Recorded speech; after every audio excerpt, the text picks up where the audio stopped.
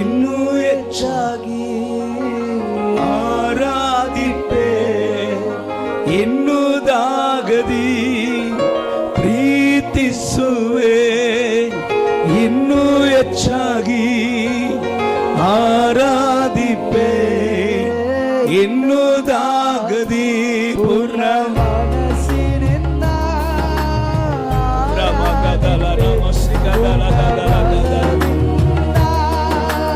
ಪ್ರೀತಿಸುವೆ.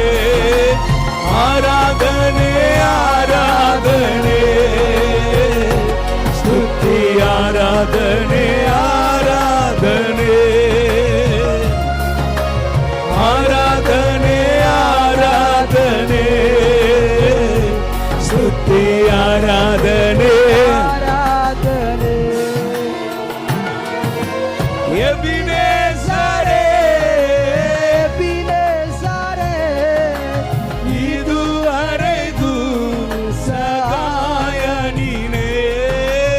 ಎಬಿನೇಸರೇ,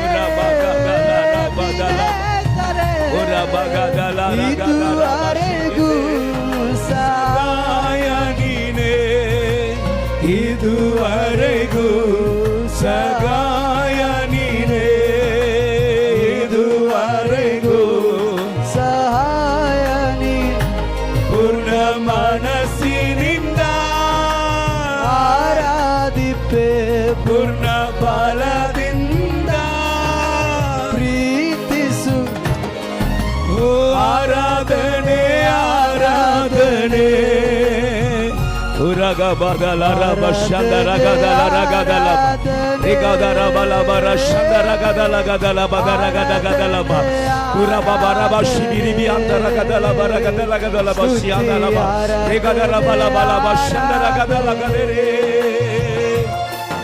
ಓ ಆರಾಧನೆ ಬಾಬರ ಗದಲ ಗದಲ ಬಸ್ ದಿಮನ ಗದರ ಗಮಸಿ ಅಂದರೆ ಆರಾಧನೆ ಆರಾಧನೆ. ಗ್ಲೋರಿ ಮಹಿಮೆ ಮಹಿಮೆ ಮಹಿಮೆ ಮಹಿಮೆ ಶಂದರದರ ಬಕ್ಕರಲದರ ಬಿಯಂದರ ರಿಬದರ ಗದಲ ಬಶಿ ಅಂದಲಬ. ಅಪ್ಪ, ಮೊದಲನೇ ಆರಾಧನೆಯಲ್ಲಿ ಇಳಿದು ಬಂದ ಹಾಗೆಯೇ ಈ ಎರಡನೇ ಆರಾಧನೆಯಲ್ಲಿ ಕೂಡ ಇನ್ನು ಬಲಿಷ್ಠವಾಗಿ, ಇನ್ನು ಅಧಿಕವಾಗಿ ನಿನ್ನ ಪ್ರಸನ್ನತೆ, ನಿನ್ನ ಪ್ರಸನ್ನತೆ, ನಿನ್ನ ಪ್ರಸನ್ನತೆ, ನಿನ್ನ ಅಭಿಷೇಕ, ನಿನ್ನ ಬಿಡುಗಡೆ, ನಿನ್ನ ಸ್ವಸ್ಥತೆ, ನಿನ್ನ ಆದರಣೆ ಬಿಡುಗಡೆ ಬಿಡುಗಡೆ ಬಿಡುಗಡೆ ಆತ್ಮನು, ಸ್ವಸ್ಥತೆ ಆತ್ಮನು, ಅಭಿಷೇಕದ ಆತ್ಮನು ಶೇಖರಬಲಗದರಬ ಗುರಲಗದಲಬ ಶಿಖರಗದಲಗದಲಬ. ಪೂರ್ಣ ಮನಸ್ಸಿನಿಂದ ಆರಾಧಿಪೆ, ಪೂರ್ಣ ಬಲದಿಂದ ಪ್ರೀತಿಸು. ಗ್ಲೋರಿ ಆರಾಧನೆ ರಗಬಗ ಸಗರಗದಲ ರಗದಲ ಬಶಿಗರಗದಲಬ ಉರಬರಬದರಬ ಶಂದರೆದೆರೆದೆರೆ ಆರಾಧನೆ ಉರಬಮಮ ಶಲರೆದೆರೆದರ ಬಕ್ಕರಲ ಬದರಬಿ ಅಸೆಕೆರೆ. ಆರಾಧನೆ ಆರಾಧನೆ ಆರಾಧನೆ ಆರಾಧನೆ. Thank you, Jesus. ಸ್ತುತಿ ಆರಾಧನೆ. Thank you, Holy Spirit God. ಆರಾಧನೆ. Thank you, Father. Thank you, Holy Spirit God. Thank you, Appa. Thank you, Appa. Thank you, Appa. Thank you, Appa. Thank you. Thank you, Jesus. ಯೇಸುವಿನ ನಾಮದಲ್ಲಿ ಪ್ರಾರ್ಥಿಸುತ್ತೇನೆ ತಂದೆಯೇ, amen. Hallelujah. ಈ ದಿನದ ಸಂದೇಶದ ಆಧಾರಕ್ಕಾಗಿ ಇಬ್ರಿಯ ಪತ್ರಿಕೆ 12ನೇ ಅಧ್ಯಾಯ 1ನೇ ವಾಕ್ಯ ಓದುವುದನ್ನು ಗಮನಿಸೋಣ. ಇಬ್ರಿಯ ಪತ್ರಿಕೆ 12ನೇ ಅಧ್ಯಾಯ 1ನೇ ವಾಕ್ಯ. ಆದ ಕಾರಣ ಇಷ್ಟು ಮಂದಿ ಸಾಕ್ಷಿಯವರು ಮೇಘದೋಪಾದಿಯಲ್ಲಿ ನಮ್ಮ ಸುತ್ತಲೂ ಇರುವುದರಿಂದ ನಮಗೆ ಅಭ್ಯಂತರ ಮಾಡುವ ಎಲ್ಲಾ ಭಾರವನ್ನು ಹತ್ತಿಕೊಳ್ಳುವ ಪಾಪವನ್ನು ನಾವು ಸಹ ತೆಗೆದಿಟ್ಟು ನಂಬಿಕೆಯನ್ನು ಹುಟ್ಟಿಸುವವನು ಪೂರೈಸುವವನು ಆಗಿರುವ ಯೇಸುವಿನ ಮೇಲೆ ದೃಷ್ಟಿ ಇಟ್ಟು ಆಗಿರುವ ಯೇಸು ಕ್ರಿಸ್ತನ ಮೇಲೆ ದೃಷ್ಟಿ ಇಟ್ಟು ನಮಗೆ ನೇಮಕವಾದ ಓಟವನ್ನು ಸ್ಥಿರಚಿತ್ತದಿಂದ ಓಡೋಣ. ಸ್ಥಿರಚಿತ್ತದಿಂದ ಓಡೋಣ. ಅಲ್ಲೇಲೂಯ ಹೇಳಿ, ಅಲ್ಲೇಲೂಯ. ಉತ್ತಮವಾದ ಒಂದು ಕಾರ್ಯ ಮಗನೇ. ನೋಡು, ಇಷ್ಟು ಮಂದಿ ಸಾಕ್ಷಿಯವರಿದ್ದಾರೆ. ಸತ್ಯ ವೇದದಲ್ಲಿ, ಇಬ್ರಿಯ ಪತ್ರಿಕೆಯಲ್ಲಿ ಅನೇಕ ಸಾಕ್ಷಿಗಳನ್ನ 11ನೇ ಅಧ್ಯಾಯದಲ್ಲಿ ತೋರಿಸಿ 12ನೇ ಅಧ್ಯಾಯವನ್ನ ಅವನ ಆರಂಭಿಸುವಾಗ ಇಷ್ಟು ಮಂದಿ ಸಾಕ್ಷಿಯವರಿದ್ದಾರೆ. ಇವರಿಗೆಲ್ಲ ಭಾರಗಳು ಬಂದಿಲ್ಲ ಅಂತ ತಿಳ್ಕೊಳ್ತಾ ಇದ್ದೀರಾ? ಇವರಿಗೆಲ್ಲ ಪಾಪವು ಅಡ್ಡಿಪಡಿಸುತ್ತಾ ಇಲ್ಲ ಅಂತ ತಿಳ್ಕೊಳ್ತಾ ಇದ್ದೀರಾ? ರಕ್ಷಣೆ ಹೊಂದಿದವರಿಗೆ ಸೈತಾನ ಹಾಕುವಂತ 2 ತಡೆಗಳು. ರಕ್ಷಣೆ ಫ್ರೀ. ಎಂತ ಪಾಪಿಯಾಗಿದ್ರು, ಎಂತ ಶಾಪಗ್ರಸ್ತನಾಗಿದ್ರು, ಯೇಸು ಕ್ರಿಸ್ತನ ರಕ್ತವು ಉಚಿತವಾಗಿ ರಕ್ಷಿಸಿ ನೀತಿವಂತನು ಪರಿಶುದ್ಧವಂತನು ಅಂತ ಒಂದು ಸ್ಥಾನವನ್ನು ಕೊಟ್ಟು ಬಿಟ್ಟಿತ್ತು. ಹಲ್ಲೆಲೂಯ. ಈ ನೀತಿವಂತನು ಪರಿಶುದ್ಧವಂತನಾಗಿ ಆದ ಮೇಲೆ ನಾವು ವಿಶ್ವಾಸಿಗಳಾಗಿಯೋ ಅಥವಾ ಶಿಷ್ಯರುಗಳಾಗಿಯೋ ಅಥವಾ ಸೇವಕರುಗಳಾಗಿಯೋ ನಾವು ದೇವರಲ್ಲಿ ಒಂದು ಆತ್ಮೀಯದ ಓಟದಲ್ಲಿ ನಾವು ಓಡುತ್ತಾ ಇರುವಾಗ ಸೈತಾನು 2 ತಡೆಗಳನ್ನ ನಮ್ಮ ಮುಂದೆ ಇಡುತ್ತಾನೆ. ಸೊ ಚೆನ್ನಾಗಿ ತಿಳ್ಕೊಳ್ರಿ, ರಕ್ಷಣೆ ಯೇಸುವಿನ ರಕ್ತದಲ್ಲಿ ನಮಗೆ ಉಚಿತವಾಗಿ ಸಿಕ್ಕಿತ್ತು. ನಾವು ಮಾಡಿದಂಥ ಪಾಪವಾಗಿರಲಿ, ನಮ್ಮ ಪಿತೃಗಳು ಮಾಡಿದಂಥ ಪಾಪವಾಗಿರಲಿ, ಆ ಎಲ್ಲ ಶಾಪದಿಂದ ನಮ್ಮನ್ನು ಬಿಡುಗಡೆ ಮಾಡಿ ಸೈತಾನ ದಾಸತ್ವದಲ್ಲಿ ಇದ್ದಂಥ ನಮ್ಮನ್ನ, ದರಿದ್ರಕ್ಕೆ ಬಾಧ್ಯರಾಗಿದ್ದಂಥ ನಮ್ಮನ್ನ, ಶಾಪಕ್ಕೆ ಬಾಧ್ಯರಾಗಿದ್ದಂಥ ನಮ್ಮನ್ನ ಆಶೀರ್ವಾದಕ್ಕೆ ಬಾಧ್ಯರಾಗಿ ಯೇಸುವಿನ ರಕ್ತ ಮಾಡಿತ್ತು. ಈಗ ಯೇಸುವಿನ ವಾಕ್ಯವನ್ನ ಕೇಳಿ ಯೇಸು ಕ್ರಿಸ್ತನನ್ನ ಸ್ವಂತ ರಕ್ಷಕನಾಗಿ ನಾವು ಅಂಗೀಕರಿಸಿ ಯೇಸು ಕ್ರಿಸ್ತನಲ್ಲಿ ಆತನ ಮಾರ್ಗದಲ್ಲಿ ನಡೆಯುವಂತ ವ್ಯಕ್ತಿಗಳಿಗೆ ಇಲ್ಲಿ ಬರೆಯಲ್ಪಡುವುದು, ರಕ್ಷಣೆ ನಿನಗೆ ಉಚಿತವಾಗಿ ಸಿಕ್ಕಿತ್ತು, ಆದರೆ ನೀನು ಮಾಡಬೇಕಾಗಿರುವಂತ 2 ಕೆಲಸ ಉಂಟು. ಹಲ್ಲೆಲೂಯಾ. ರಕ್ಷಣೆ ಹೊಂದಿದಂಥ ವಿಶ್ವಾಸಿಯೇ, ರಕ್ಷಣೆ ಹೊಂದಿದಂಥ ಶಿಷ್ಯರೇ, ರಕ್ಷಣೆ ಹೊಂದಿದಂಥ ದೇವರ ಸೇವಕನೇ ಸೇವಕಿಯೇ, ನಿನಗೆ ರಕ್ಷಣೆಯ ಮಾರ್ಗದಲ್ಲಿ, ದೇವರ ಮಾರ್ಗದಲ್ಲಿ ನೀನು ಓಡದ ಹಾಗೆ ಸೈತಾನು 2 ಅಡ್ಡಿಗಳನ್ನ, ತಡೆಗಳನ್ನ ತರುತ್ತಾನೆ. ಅದನ್ನ ದೇವರು ತೆಗೆದುಹಾಕುವುದಿಲ್ಲ, ನೀನೇ ಅದನ್ನ ತೆಗೆದುಹಾಕಬೇಕು. ಹಲ್ಲೆಲೂಯಾ. Praise the Lord. ಒಂದು ಭಾರ, ಇನ್ನೊಂದು ಪಾಪ. ಹಲ್ಲೆಲೂಯಾ. ಭಾರವು ಅನೇಕ ರೀತಿಯಲ್ಲಿ ಬರುತ್ತೆ. ಹೇಗೆ ಬರುತ್ತೆ? ಕೆಲವರಿಗೆ ವಿದ್ಯಾಭ್ಯಾಸದ ಮೂಲಕ ಒಂದು ಭಾರ, ಕೆಲವರಿಗೆ ಸಂಪಾದನೆ ಮಾಡುವಂತ ಮೂಲಕ ಒಂದು ಭಾರ, ಕೆಲವರಿಗೆ ಕುಟುಂಬದ ವಿಷಯದಲ್ಲಿ ಭಾರ. ಸೊ ನೀವು ಕೇಳಬಹುದು, ಹಾಗಾದರೆ ವಿದ್ಯಾದಲ್ಲಿ ಕಲಿಯಬಾರದ? ವಿದ್ಯಾದಲ್ಲಿ ನನ್ನ ಮಕ್ಕಳು ಪ್ರವೀಣರಾಗಬೇಕಂತ ನಾವು ಕ್ರೈಸ್ತರು ಆ ರೀತಿಯಾಗಿ ಆತುರ ಪಡುವುದು, ಆ ರೀತಿಯಾಗಿ ಆಲೋಚನೆ ಮಾಡುವುದು ತಪ್ಪ? ಅಥವಾ ಸಂಪಾದನೆ ಮಾಡಬಾರದ? ಹಣ ಅವಶ್ಯ ಇದೆಯಲ್ಲ, ಹಣಗಳು ಕೂಡ ಅವಶ್ಯ ತಾನೆ. ಹಣ ಇಲ್ಲದೆ ನಾವು ಏನ್ ಮಾಡಕ್ಕಾಗುತ್ತೆ? ಸಂಪಾದನೆ ಮಾಡಬಾರದ? ಅಥವಾ ಕುಟುಂಬದ ಜವಾಬ್ದಾರಿಯನ್ನ ದೇವರ ವಾಕ್ಯವೇ ಹೇಳಿದೆ, ಕುಟುಂಬವನ್ನ ನಡೆಸದವನು ಸಭೆಯನ್ನ ನಡೆಸುವುದಕ್ಕೆ ಯೋಗ್ಯನಲ್ಲ ಅಂತ ಹೇಳುವಾಗ ಕುಟುಂಬದ ಭಾರದಲ್ಲಿ ನಾನು ನಡೆಯಬಾರದ ಅಂತ ನೀವು ಕೇಳಬಹುದು. ಹಲ್ಲೆಲೂಯಾ. ಇಂಥ ಭಾರಗಳು ಇರುವುದು ಒಳ್ಳೆಯದು, ಆದರೆ ದೇವರ ಓಟದಲ್ಲಿ ಓಡದ ಹಾಗೆ ಕೆಲವರನ್ನ ಅವರ ವಿದ್ಯಾ ತಡೆ ಮಾಡುತ್ತೆ. ಕೆಲವರನ್ನ ವಿದ್ಯಾದ ಮೂಲಕ ದೇವರ ಓಟದಲ್ಲಿ ಮಕ್ಕಳು ಓಡದ ಹಾಗೆ ತಂದೆ ತಾಯಿ ತಡೆ ಮಾಡುತ್ತಾರೆ. ಕೆಲವರನ್ನ ದೇವರ ಸನ್ನಿಧಾನದಲ್ಲಿ ಪ್ರಾರ್ಥನೆಗೆ, ದೇವರ ವಾಕ್ಯವನ್ನ ಕೇಳುವುದಿಗೆ, ದೇವರ ಚಿತ್ತವನ್ನ ಮಾಡುವುದಿಗೆ ಹೋಗದ ಹಾಗೆ, ಸಭೆಗೆ ಆರಾಧನೆಗೆ ಹೋಗದ ಹಾಗೆ ಸಂಪಾದನೆ ತಡೆ ಮಾಡುತ್ತೆ. ಯೇಸು ಸ್ವಾಮಿ ಕೂಡ ಒಂದು ಸಾಮ್ಯ ರೂಪದಲ್ಲಿ ಹೇಳಿದನು. ಆತನು ಪರಲೋಕದಲ್ಲಿ ಒಂದು ಮದುವೆಯನ್ನ ಸಿದ್ಧಪಡಿಸಿದಾನೆ. ಈ ಮದುವೆಗೋಸ್ಕರ ಆತನ ದೇವದೂತರುಗಳನ್ನ, ಕೆಲಸದವರನ್ನ ಕಳಿಸುತ್ತಾ ಇದ್ದಾನೆ. ಯಾರನ್ನ ಕರ್ಕೊಂಬರುವುದಕ್ಕೆ?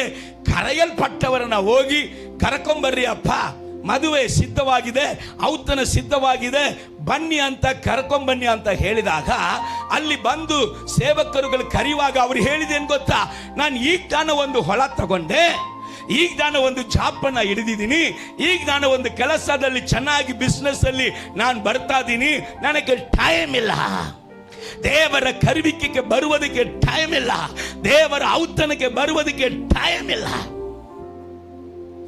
ಸಮಯ ಇಲ್ಲ ಅಂತ ಹೇಳಿ ಶತ್ರು ಏನ್ ಮಾಡುತ್ತಾನೆ, ಸಂದರ್ಭದಲ್ಲಿ ಈ ರೀತಿಯಾದ ಭಾರಗಳನ್ನ ಕೊಟ್ಟು ದೇವರ ಸಮ್ಮುಖಕ್ಕೆ ಹೋಗದ ಹಾಗೆ ನಿಮ್ಮ ಮಾರ್ಗಗಳನ್ನ ಡೈವರ್ಟ್ ಮಾಡುತ್ತಾನೆ. ಮೂರನೇದಾಗಿ ಕುಟುಂಬದ ವಿಷಯದಲ್ಲಿ ನೋಡುವಾಗ, ನಾನು ಅಗಸ್ಟಿನ್ ಜಯಕುಮಾರ್ ಅಣ್ಣನ ಸಂಗಡ ಯವನ ಕಾಲದಲ್ಲಿ, ತಾನು ಯವನಸ್ಥನ ಕಾಲದಲ್ಲಿಯೇ ಅಗಸ್ಟಿನ್ ಜಯಕುಮಾರ್ ಅಣ್ಣನಿಗೆ ಇದ್ದಂತ ಅದೇ ವೈರಾಗ್ಯದಲ್ಲಿ ಇದ್ದಂತ ಒಬ್ಬ ವ್ಯಕ್ತಿ, ಅವರ ಕುರಿತಾಗಿ ಸಾಕ್ಷಿ ಹೇಳಲಿಕ್ಕೆ ಬಯಸುತ್ತೇನೆ. ಅವರು ಯವನ ಕಾಲದಲ್ಲಿ ನಾನು ಕರ್ತನಿಗಾಗಿ ಓಡಬೇಕೆಂಬುದ ಹೇಳಿ ಅವರ ಮನೆಯಲ್ಲಿ ಅವರು ಹೇಳಿದ್ರಂದ, ಅಮ್ಮ ನನಗೆ ಮದುವೆ ಬೇಡ, ನನಗೆ ನೀವು ಮದುವೆ ಮಾಡಿಕೊಟ್ರೆ ನಾನು ಕರ್ತನ ಸೇವೆಯಲ್ಲಿ ಓಡುವುದಿಗೆ ಆಗುವುದಿಲ್ಲ, ಅದಕ್ಕೋಸ್ಕರ ನನಗೆ ಮದುವೆ ಬೇಡ ಅಮ್ಮ ಅಂತ ಹೇಳಿದಾಗ ಅವನ ತಂದೆ ತಾಯಿ ಹೇಳಿದ್ರಂತ, ಯಪ್ಪ ನಿನ್ನ ಸಂಗಡ ಓಡುವಂತ ಒಳ್ಳೆ ಹುಡುಗಿಯನ್ನ ನಿನಗೆ ಚೂಸ್ ಮಾಡಿ ಮದುವೆ ಮಾಡುತ್ತೀವಿ, ಸೊ ದೇವರು ಕೂಡ ಇಬ್ಬರಿಬ್ಬರಾಗಿ ಹೋಗಂತಾನೆ ಹೇಳಿದ್ರು, ಅದಕ್ಕೋಸ್ಕರ ನೀನೇನು ಮಾಡಬೇಡ, ನೀನು ಚಿಂತೆ ಮಾಡಬೇಡ, ನಿನ್ನ ಸಂಗಡ ಓಡುವಂತ ಒಳ್ಳೆ ವ್ಯಕ್ತಿಯನ್ನ ನೋಡಿ ನಿನಗೆ ಮದುವೆ ಮಾಡ್ತೀನಿ ಅಂತ ಹೇಳಿ ಅವನನ್ನ ಏಮಾರಿಸಿದ್ರು. ಮದುವೆ ಸಮಯದಲ್ಲಿ ಹುಡುಗಿ ನಿಶ್ಚಯತಾರ್ಥದಲ್ಲಿ ಈ ಮನುಷ್ಯ ಹೇಳುತ್ತಾನೆ, ನೋಡಮ್ಮ ನಾನಂತೂ ದೇವರಿಗಾಗಿ ನನ್ನನ್ನು ನೇಮಿಸಿ ಕೊಟ್ಟಿದ್ದೇನೆ, ನಾನು ದೇವರ ಸೇವೆ ಮಾಡಬೇಕು, ದೇವರ ಸೇವೆ ಮಾಡುವುದಕ್ಕೂ ನಿನಗೂ ಆಸೆ ಇರುವುದಾದ್ರೆ ನನ್ನನ್ನು ಮದುವೆ ಮಾಡಿಕೊಳ್ಳು, ಇಲ್ಲದಿದ್ರೆ ಬೇಡ ಅಂತ ಹೇಳಿಬಿಡಿ ಅಮ್ಮ ಅಂತ ಹೇಳಿದಾಗ, ಇಲ್ರಿ ನನಗೂ ಸೇವೆ ಮಾಡ್ಬೇಕಂದ ಆಸೆ ಇದೆ, ಇಬ್ಬರು ಕೂಡಿನ ಏನ್ ಮಾಡೋಣ, ಸೇವೆ ಮಾಡೋಣ ಅಂತ ಹೇಳಿ ಮದುವೆ ಆಯಿತು. ಮದುವೆ ಆಗಿದಂತ ಕೆಲವೊಂದು ದಿನದಲ್ಲಿ ಅವ್ರು ಕೇಳಿದಾರೆ, ಎಮ್ಮ ಮದುವೆ ಆಯ್ತಲ್ಲ ಸೇವೆಗೆ ಹೋಗೋಣ ಅಂತ ಹೇಳಿದಾಗ ಆ ಹೆಣ್ಮಗಳು ಅವನ ಹೆಂಡತಿ ಹೇಳಿದಾಳೆ, ಇಲ್ರಿ ಈಗ ಜನ ಮದುವೆ ಆಯಿತು, ಹೊಸ ಮದುವೆ, ನಾವು ಈಗಲೇ ಯಾಕೆ ಹೋಗಬೇಕು, ಸ್ವಲ್ಪ ದಿವಸ ಬಿಟ್ಟು ನಾವು ಹೋಗೋಣ ಅಂತಾಗ 3 ತಿಂಗಳು ದಾಟಿತ್ತು. 3 ತಿಂಗಳು ದಾಟಿದ ಕೂಡಲೇ ಆ ಅಮ್ಮ ಕನ್ಸೀವ್ ಆದಳು. ಕನ್ಸೀವ್ ಆಗಿದ್ದು 3 ತಿಂಗಳಾದ ಮೇಲೆ ಆ ಅಪ್ಪನ ಬಂದು ಕೇಳ್ತಾನೆ, ಅಮ್ಮ ದೇವರ ಸೇವೆಗೆ ಹೋಗೋಣ ಅಂತ ಹೇಳಿದಾಗ ಆಕೆ ಹೇಳಿದಾಗ, ನಾನು ನಿಮಗೆ ಅಪ್ಪ ಸ್ಥಾನ ಕೊಡಲಿಕ್ಕಿದ್ದೀನಿ, ನನ್ನ ಹೊಟ್ಟೆಯಲ್ಲಿ ಪಾಪು ಬಂದಿದೆ, ಈಗ ಹೋಗಕ್ಕೆ ಆಗೋದಿಲ್ಲ, ಅಲ್ಲಿ ತಿರುಗಾಡಿದ್ರೆ ಅಭಾಷಣ ಆಗ್ಬಿಡುತ್ತೆ, ಆದ ಕಾರಣ ಮಗು ನಾವು ಇಬ್ಬರಲ್ಲ 3 ಜನ ಸೇರಿ ಸೇವೆಗೆ ಹೋಗೋಣ. ಸರಿ ಆಯ್ತು. 3 ಜನ. ಮಗು ಹುಟ್ಟಿದ ಮೇಲೆ ಅವನು 1 ವರ್ಷ ಬಿಟ್ಟು ಮಗುನು ಹುಟ್ಟಿತ್ತು. ಅವನು ಹೇಳಿದ, ಏಮ್ಮ ಈಗಲಾದ್ರೂ ಸೇವೆಗೆ ಹೋಗೋಣ ರೀ, ಅಲ್ಲಿ ಎಲ್ಲಾದ್ರೂ ತಿರುಗಾಡಿದ್ರೆ ಕ್ಲೈಮೇಟ್ ಮಗುಗೆ ಸೆಟ್ ಆಗೋದಿಲ್ರಿ, ವಾತಾವರಣಗಳು ಸೆಟ್ ಆಗೋದಿಲ್ರಿ, ಅದಕ್ಕೋಸ್ಕರ ಏನ್ ಮಾಡೋಣ, ಮಗು ಸ್ವಲ್ಪ ಬೆಳೆದ ಕೂಡಲೇ ಹೋಗ್ಬಿಡೋಣ. ಸ್ವಲ್ಪ ಮಗು ಬೆಳೆದಿತ್ತು, ಅವನು ಈಗ ಕೇಳ್ದ ಹೋಗೋಣ ಅಂತ. ಹೇಳ್ರಿ ನೀವು ಎಲ್ಲೆಲ್ಲ ಕಾಡಿಗೆ ಹೋಗೋಣ ಅಂದ್ರಿ, ಅಲ್ಲಿ ಹೋಗಿ ಒಳ್ಳೆ ಶಾಲೆಗಳು ಸಿಗ್ತದ, ನಮ್ಮ ಮಕ್ಕಳು ಬುದ್ಧಿಹೀನರಾಗಿ ಬೆಳಿಬೇಕಾ, ನಾವು ಇರುವುದು ಸಿಟಿ, ಇಲ್ಲಿ ನಾನು ಒಳ್ಳೆ ಶಾಲೆ ಇದೆ, ನಮ್ಮ ಮಕ್ಕಳನ್ನ ಶಾಲೆಗೆ ಹಚ್ಚಿ ಅವರು ಸ್ವಲ್ಪ ದೊಡ್ಡವರಾಗಿದ ಮೇಲೆ ಹೋಗೋಣ. ಆ ಮನುಷ್ಯ ಈ ಸಾಕ್ಷಿಯನ್ನ ಹೇಳುವಾಗ 60 ವಯಸ್ಸು. ಅವನು ಹೇಳಿದ 60 ವಯಸ್ಸು ಇವತ್ತು ಏನೋ ನೆಪ ಹೇಳ್ತಾ ಇದ್ದಾರೆ ಕುಟುಂಬದಲ್ಲಿ, ಇಲ್ಲಿ ತನಕ ನಾನು ಸೇವೆಗೆ ಹೋಗಲೇ ಇಲ್ಲ. ಸೊ ಭಾರಗಳು, ಪಾಪವು ಎಲ್ಲರಿಗೂ ಬರುತ್ತೆ. ಪಾಪವು 6 ವಯಸ್ಸಲ್ಲಿ ಬರುತ್ತೆ, 16 ವಯಸ್ಸಲ್ಲಿ ಬರುತ್ತೆ, 26 ವಯಸ್ಸಲ್ಲಿ ಬರುತ್ತೆ, 36 ವಯಸ್ಸಲ್ಲಿ ಬರುತ್ತೆ, 50 ವಯಸ್ಸಲ್ಲಿ ಬರುತ್ತೆ, 60 ವಯಸ್ಸಲ್ಲಿ ಬರುತ್ತೆ, ಬಿಟ್ರೆ 80 ವಯಸ್ಸಲ್ಲಿ ಬರುತ್ತೆ. ಈ ಭಾರವು, ಈ ಪಾಪಗಳನ್ನ ಯಾರು ತೆಗೆದಿಡಬೇಕಂತೆ, ನಾವು ಸಹ. ಹಲ್ಲೆಲೂಯಾ. ದೇವರೇ ನೀನು ತೆಗೆದು ದೇವರ ಪಾಪ ತೆಗೆದಾಯಿತು, ಶಾಪವನ್ನ ತೆಗೆದಾಯಿತು. ಇಂಥ ಭಾರಗಳನ್ನ, ಇಂಥ ಒಂದು ಪಾಪಗಳನ್ನ ಯಾರು ತೆಗೆದಿಡಬೇಕು, ನಮ್ಮ ಜವಾಬ್ದಾರಿ ಅದು, ನಾವು ಅದನ್ನ ತೆಗೆದು ಇಡಬೇಕು ಎಂಬುದಾಗಿ. ಈಗ ಎಲ್ಲಾ ಸಭೆಗಳಲ್ಲಿ ಇರುವಂತ ಒಂದು ಭಾರ ಉಂಟು. ಸಭೆಗಳಕ್ಕಂತ ಒಂದು ಭಾರ. ಏನ್ ಭಾರ ಗೊತ್ತಾ? ಆರಂಭದಲ್ಲಿ ವಿಶ್ವಾಸಿಯಾಗಿ ಇದ್ದಂತ ಜೀವಿತದಲ್ಲಿ ಬರದೇ ಇದ್ದಂತ ಭಾರ, ಆರಂಭ ಕಾಲದಲ್ಲಿ ದೇವರಿಗಾಗಿ ಓಡಬೇಕಂತ ಒಂದು ವೈರಾಗ್ಯ ಇದ್ದಂತ ಕಾಲದಲ್ಲಿ, ಶಾಪಗ್ರಸ್ತನಾಗಿ ಇದ್ದಂತ ಕಾಲದಲ್ಲಿ ಇಲ್ಲದೆ ಇದ್ದಂತ ಭಾರ, ಆಶೀರ್ವದಿಸಲ್ಪಟ್ಟಿದ ಮೇಲೆ, ಅಭಿಷೇಕಿಸಲ್ಪಟ್ಟಿದ ಮೇಲೆ ಒಂದು ಭಾರ. ಏನ್ ಭಾರ ಗೊತ್ತಾ? ನನಗೆ ಸಿಕ್ಕುವಂತ ಮರ್ಯಾದೆ ಸಿಗ್ಲಿಲ್ಲ, ನನಗೆ ಸಿಕ್ಕುವಂತ ಗೌರವ ಸಿಗ್ಲಿಲ್ಲ, ನನ್ನನ್ನು ಹೆಂಗೆ ಹೇಳ್ಬಿಟ್ರು, ನನ್ನನ್ನು ಈ ರೀತಿಯಾಗಿ ಮಾಡಿಬಿಟ್ರು ಎಂಬುದಾಗಿ ಹೇಳಿ ಭಾರಗಳನ್ನ, ಇದು ಒಂದೇ ಸಭೆಯಲ್ಲಿ ಇಲ್ಲ, ಎಲ್ಲ ಸಭೆಯಲ್ಲಿ ಒಂದೊಂದು ಭಾರ ಬರುತ್ತೆ. ಕೆಲವೊಂದು ಸಭೆ ಚೆನ್ನಾಗಿ ದೇವರಲ್ಲಿ ಬೆಳೆದ್ರೆ ಇನ್ನೊಂದು ಸಭೆ ಪಾಸ್ಟರ್ಗೆ ಅಯ್ಯೋ ಯಪ್ಪ ಯಪ್ಪ ಯಪ್ಪ ಯಪ್ಪ ಈ ಸಭೆ ಬೆಳೀತಲ್ಲ ಅಂತ ಭಾರ. ಒಂದು ವೇಳೆ ಒಳ್ಳೆ ಸೇವಕನಾಗಿ ಅವನನ್ನ ದೇವರ ಆಶೀರ್ವದಿಸಿ ಬಂದ್ರೆ ಹೊಟ್ಟೆಯಲ್ಲಿ ಒಡಕೊಂಡು ನೆನ್ನೆ ಬಂದವರಲ್ಲ, ಚೆನ್ನಾಗಿದ್ದವರಲ್ಲ, ಇನ್ನೂ ನಾಶವಾಗಿ ಹೋಗ್ಲಿಲ್ವಲ್ಲ, ಭಾರ. ಯಾರಿಗೆ? ಪಾಸ್ಟರ್ಗಳಿಗೆ. ಇದು ಸಭೆಗಳಲ್ಲಿ ಇರುವಂತ ಒಂದು ರೀತಿಯಾದ ಭಾರ. ಈ ಭಾರಗಳು ಎಲ್ಲವೂ ಸೈತಾನ ತಂತ್ರ. ಹಲ್ಲೆಲೂಯಾ. ಸೊ ಈ ಭಾರವನ್ನ ತೆಗೆದು ಇಡುವಂತ ಒಂದು ಶಕ್ತಿ ಎಲ್ಲಿದೆ? ಈ ಪಾಪವನ್ನ ತೆಗೆದಿಡುವಂತ ಶಕ್ತಿ ಎಲ್ಲಿದೆ? ಅಲ್ಲಿ ವಾಕ್ಯ ಹೇಳುತ್ತೆ, ನಂಬಿಕೆಯನ್ನು ಹುಟ್ಟಿಸಿದವನು ಪೂರೈಸುವವನಾಗಿರುವಂತ ಯೇಸು ಕ್ರಿಸ್ತನ ಮೇಲೆ ದೃಷ್ಟಿ ಇಡು. ಹಲ್ಲೆಲೂಯಾ. ಅನೇಕರು ಈ ಭಾರದಲ್ಲಿ ಮುಳುಗಿ ಹೋಗಿದವರು ಉಂಟು. ಅನೇಕರು ಆರಂಭದಲ್ಲಿ ಪರಿಶುದ್ಧನಾಗಿದ್ದು ಅನೇಕ ಪಾಪದಿಂದ ಬಿಡುಗಡೆ ಆಗಿದವನು ಇವತ್ತು ಬಿಟ್ಟು ಬಂದಂತ ಪಾಪವನ್ನು ಮಾಡುವುದು ಮಾತ್ರ ಅಲ್ಲ, ಅದಕ್ಕಿಂತ ಮೋಸವಾದ ಪಾಪಗಳಿಗೆ ತನ್ನನ್ನು ಒಳಪಡಿಸಿಕೊಂಡಿದ್ದಕ್ಕೆ ಕಾರಣ ದೃಷ್ಟಿ ಯಾರ ಮೇಲೆ ಇಲ್ಲ? ಯೇಸು ಕ್ರಿಸ್ತನ ಮೇಲೆ ಇಲ್ಲ. ಹಲ್ಲೆಲೂಯಾ. Praise the Lord. ನಂಬಿಕೆ. ಇದು ಇವತ್ತಿನ ಟಾಪಿಕ್ ದೃಷ್ಟಿ. ಇವತ್ತಿನ ಟಾಪಿಕ್ ಏನು? ದೃಷ್ಟಿ. ಯಾರ ಮೇಲೆ ದೃಷ್ಟಿ ಇಡಬೇಕು? ಯೇಸು ಕ್ರಿಸ್ತನ ಮೇಲೆ ದೃಷ್ಟಿ. ಅನೇಕರು ಬಿತ್ತು ಹೋಗಿದ್ದಕ್ಕೆ ಕಾರಣ ಅವರು ಮನುಷ್ಯರ ಮೇಲೆ ದೃಷ್ಟಿ ಇಟ್ಟಂತ ಕಾರಣ. ಇನ್ನೊಂದು ಎಕ್ಸ್ಕ್ಯೂಸ್ ಕೇಳ್ತೀನಿ, ಇದನ್ನ ನೀವು ತಡ್ಕೊಂಡ್ರೆ ಬಹಳ ಒಳ್ಳೆಯದು. ಆರಂಭದಲ್ಲಿಯೇ ಹಿಂಗೆ ಹೇಳ್ತೀನಿ ಅಂತ ತಿಳ್ಕೋಬೇಡ. ಸೊ ನಾನು ಕೇಳ್ತೀನಿ, ಸಭೆಯಲ್ಲಿ ಕೆಲವರು ಈಸಿಯಾಗಿ ತನ್ನ ಸ್ಥಾನಗಳನ್ನು ಬಿಟ್ಕೊಟ್ಬಿಡ್ತಾರೆ. ದೇವರು ಕೊಟ್ಟಂತ ಕೆಲಸ, ದೇವರು ಕೊಟ್ಟಂತ ಸ್ಥಾನವನ್ನ ಈಸಿಯಾಗಿ ಬಿಟ್ಕೊಡ್ತಾರೆ. ಆದರೆ ಅವರ ಕೆಲಸವನ್ನ ಬಿಟ್ಬಿಡ್ತಾರ? ಬಿಡಂಗಿಲ್ಲ. ಅವರ ಕುಟುಂಬದ ಜವಾಬ್ದಾರಿಯನ್ನ ಬಿಟ್ಬಿಡ್ತಾರ? ಬಿಡಂಗಿಲ್ಲ. ಅವರ ಅಲ್ವುಜ್ಜೀವದನ್ನ ಬಿಟ್ಬಿಡ್ತಾರ? ಬಿಡಂಗಿಲ್ಲ. ಹಲ್ಲೆಲೂಯಾ. Praise the Lord. ಆದರೆ ಈಸಿಯಾಗಿ ಸ್ಥಾನವನ್ನ ಬಿಟ್ಕೊಡ್ತಾರೆ, ದೇವರು ಕೊಟ್ಟಂತ ಸ್ಥಾನವನ್ನ. ಏನಕ್ಕಂತ ಕೇಳಿದ್ರೆ, ಯಾರೋ ಒಬ್ಬ ವ್ಯಕ್ತಿಯ ಮೇಲೆ ನೆಪ ಹೇಳುತ್ತಾರೆ. ನಾನು ಕೇಳುತ್ತೇನೆ, ಹಾಗಾದರೆ ಇವತ್ತು ನೀವು ಬಿಟ್ಬಿಟ್ಟಿದ್ದೀರಾ ಆ ವ್ಯಕ್ತಿಗೋಸ್ಕರ? ಹಾಗಾದರೆ ಇವತ್ತು ತನಕ ನೀವು ದೇವರಿಗೋಸ್ಕರ ಸೇವೆ ಮಾಡಿದಿರೋ, ವ್ಯಕ್ತಿಗೋಸ್ಕರ ಸೇವೆ ಮಾಡಿದಿರೋ?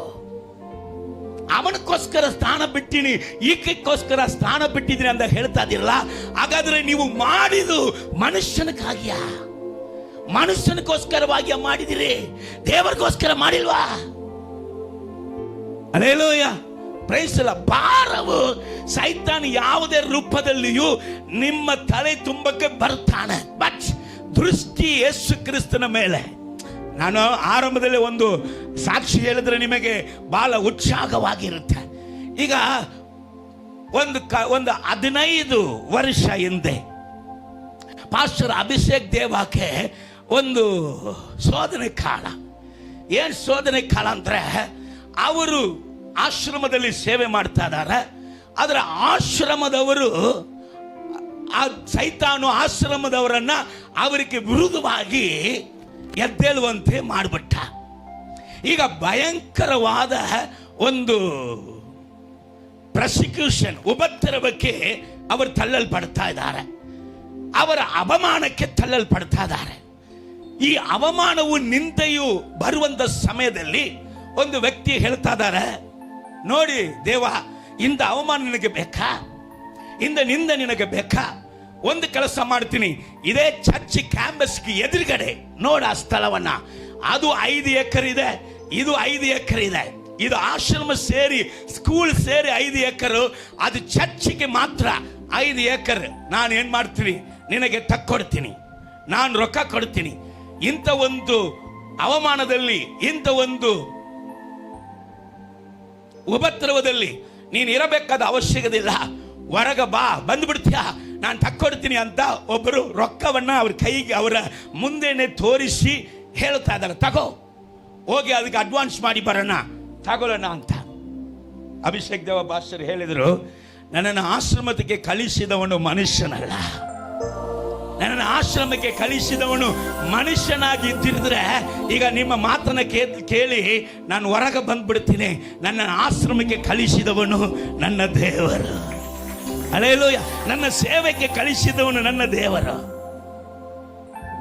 ಇವರು ಒಂದು ವೇಳೆ ನನ್ನ ದೇವರು ಇಲ್ಲಿಂದ ಹೊರಗೆ ಬಾ ಅಂತ ಹೇಳಿದ್ರೆ ಇವತ್ತೇ ಎಲ್ಲವನ್ನು ಬಿಟ್ಬಿಟ್ಟು ಹೊರಗೆ ಬಂದ್ಬಿಡ್ತೀನಿ. ಅಲ್ಲಿ ತನಕ ಇವರು ನನ್ನ ಕುತ್ತಿಗೆ ಹಿಡಿದು ಹೊರಗೆ ಹಾಕಿದ್ರು ನಾನು ಬರಂಗಿಲ್ಲ. Hallelujah, hallelujah, hallelujah. ಇವತ್ತು ದೇವಭಾಷರಿಗೆ 4 ಕಾರು ಅಂದ್ರೆ ಯಮ್ಮ ಅಂತಾನೆ. ಅವನಿಗೆ ಗೊತ್ತಿಲ್ಲ ಹಿಂದೆ ನಡೆದಂತ ಸಂಗತಿ.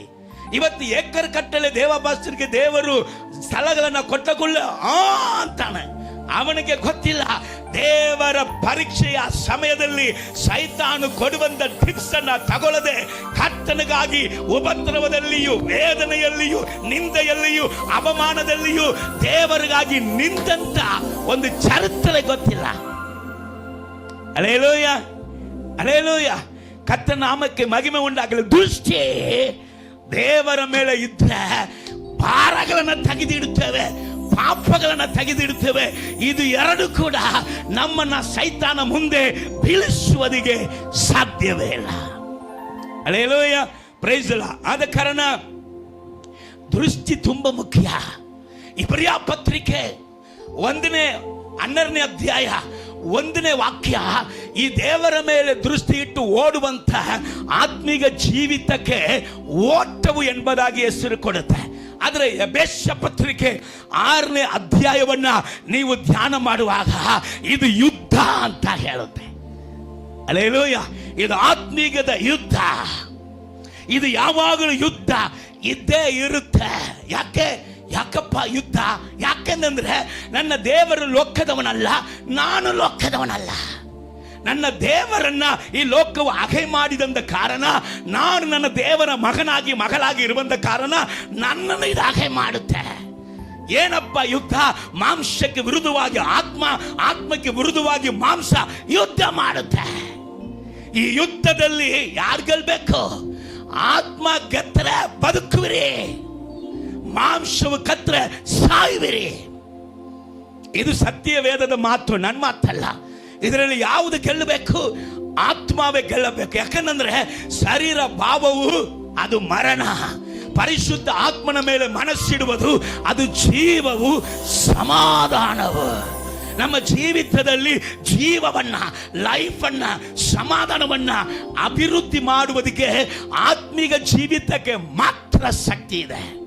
ಅದಕ್ಕೆ ಯೋಗಾನು ಭಕ್ತನಿಗೆ ಹೇಳುವಾಗ ಹೇಳ್ತಾನೆ, ನಿನ್ನ ಆತ್ಮದಲ್ಲಿ ಅಭಿವೃದ್ಧಿ ಹೊಂದುವ ಪ್ರಕಾರ ಎಲ್ಲ ವಿಷಯಗಳಲ್ಲಿಯೂ ನೀನು ಅಭಿವೃದ್ಧಿ ಹೊಂದಿ ಸುರಕ್ಷಿತನಾಗಿರು, ಸುಕ್ಷೇಮದಿಂದಿರು.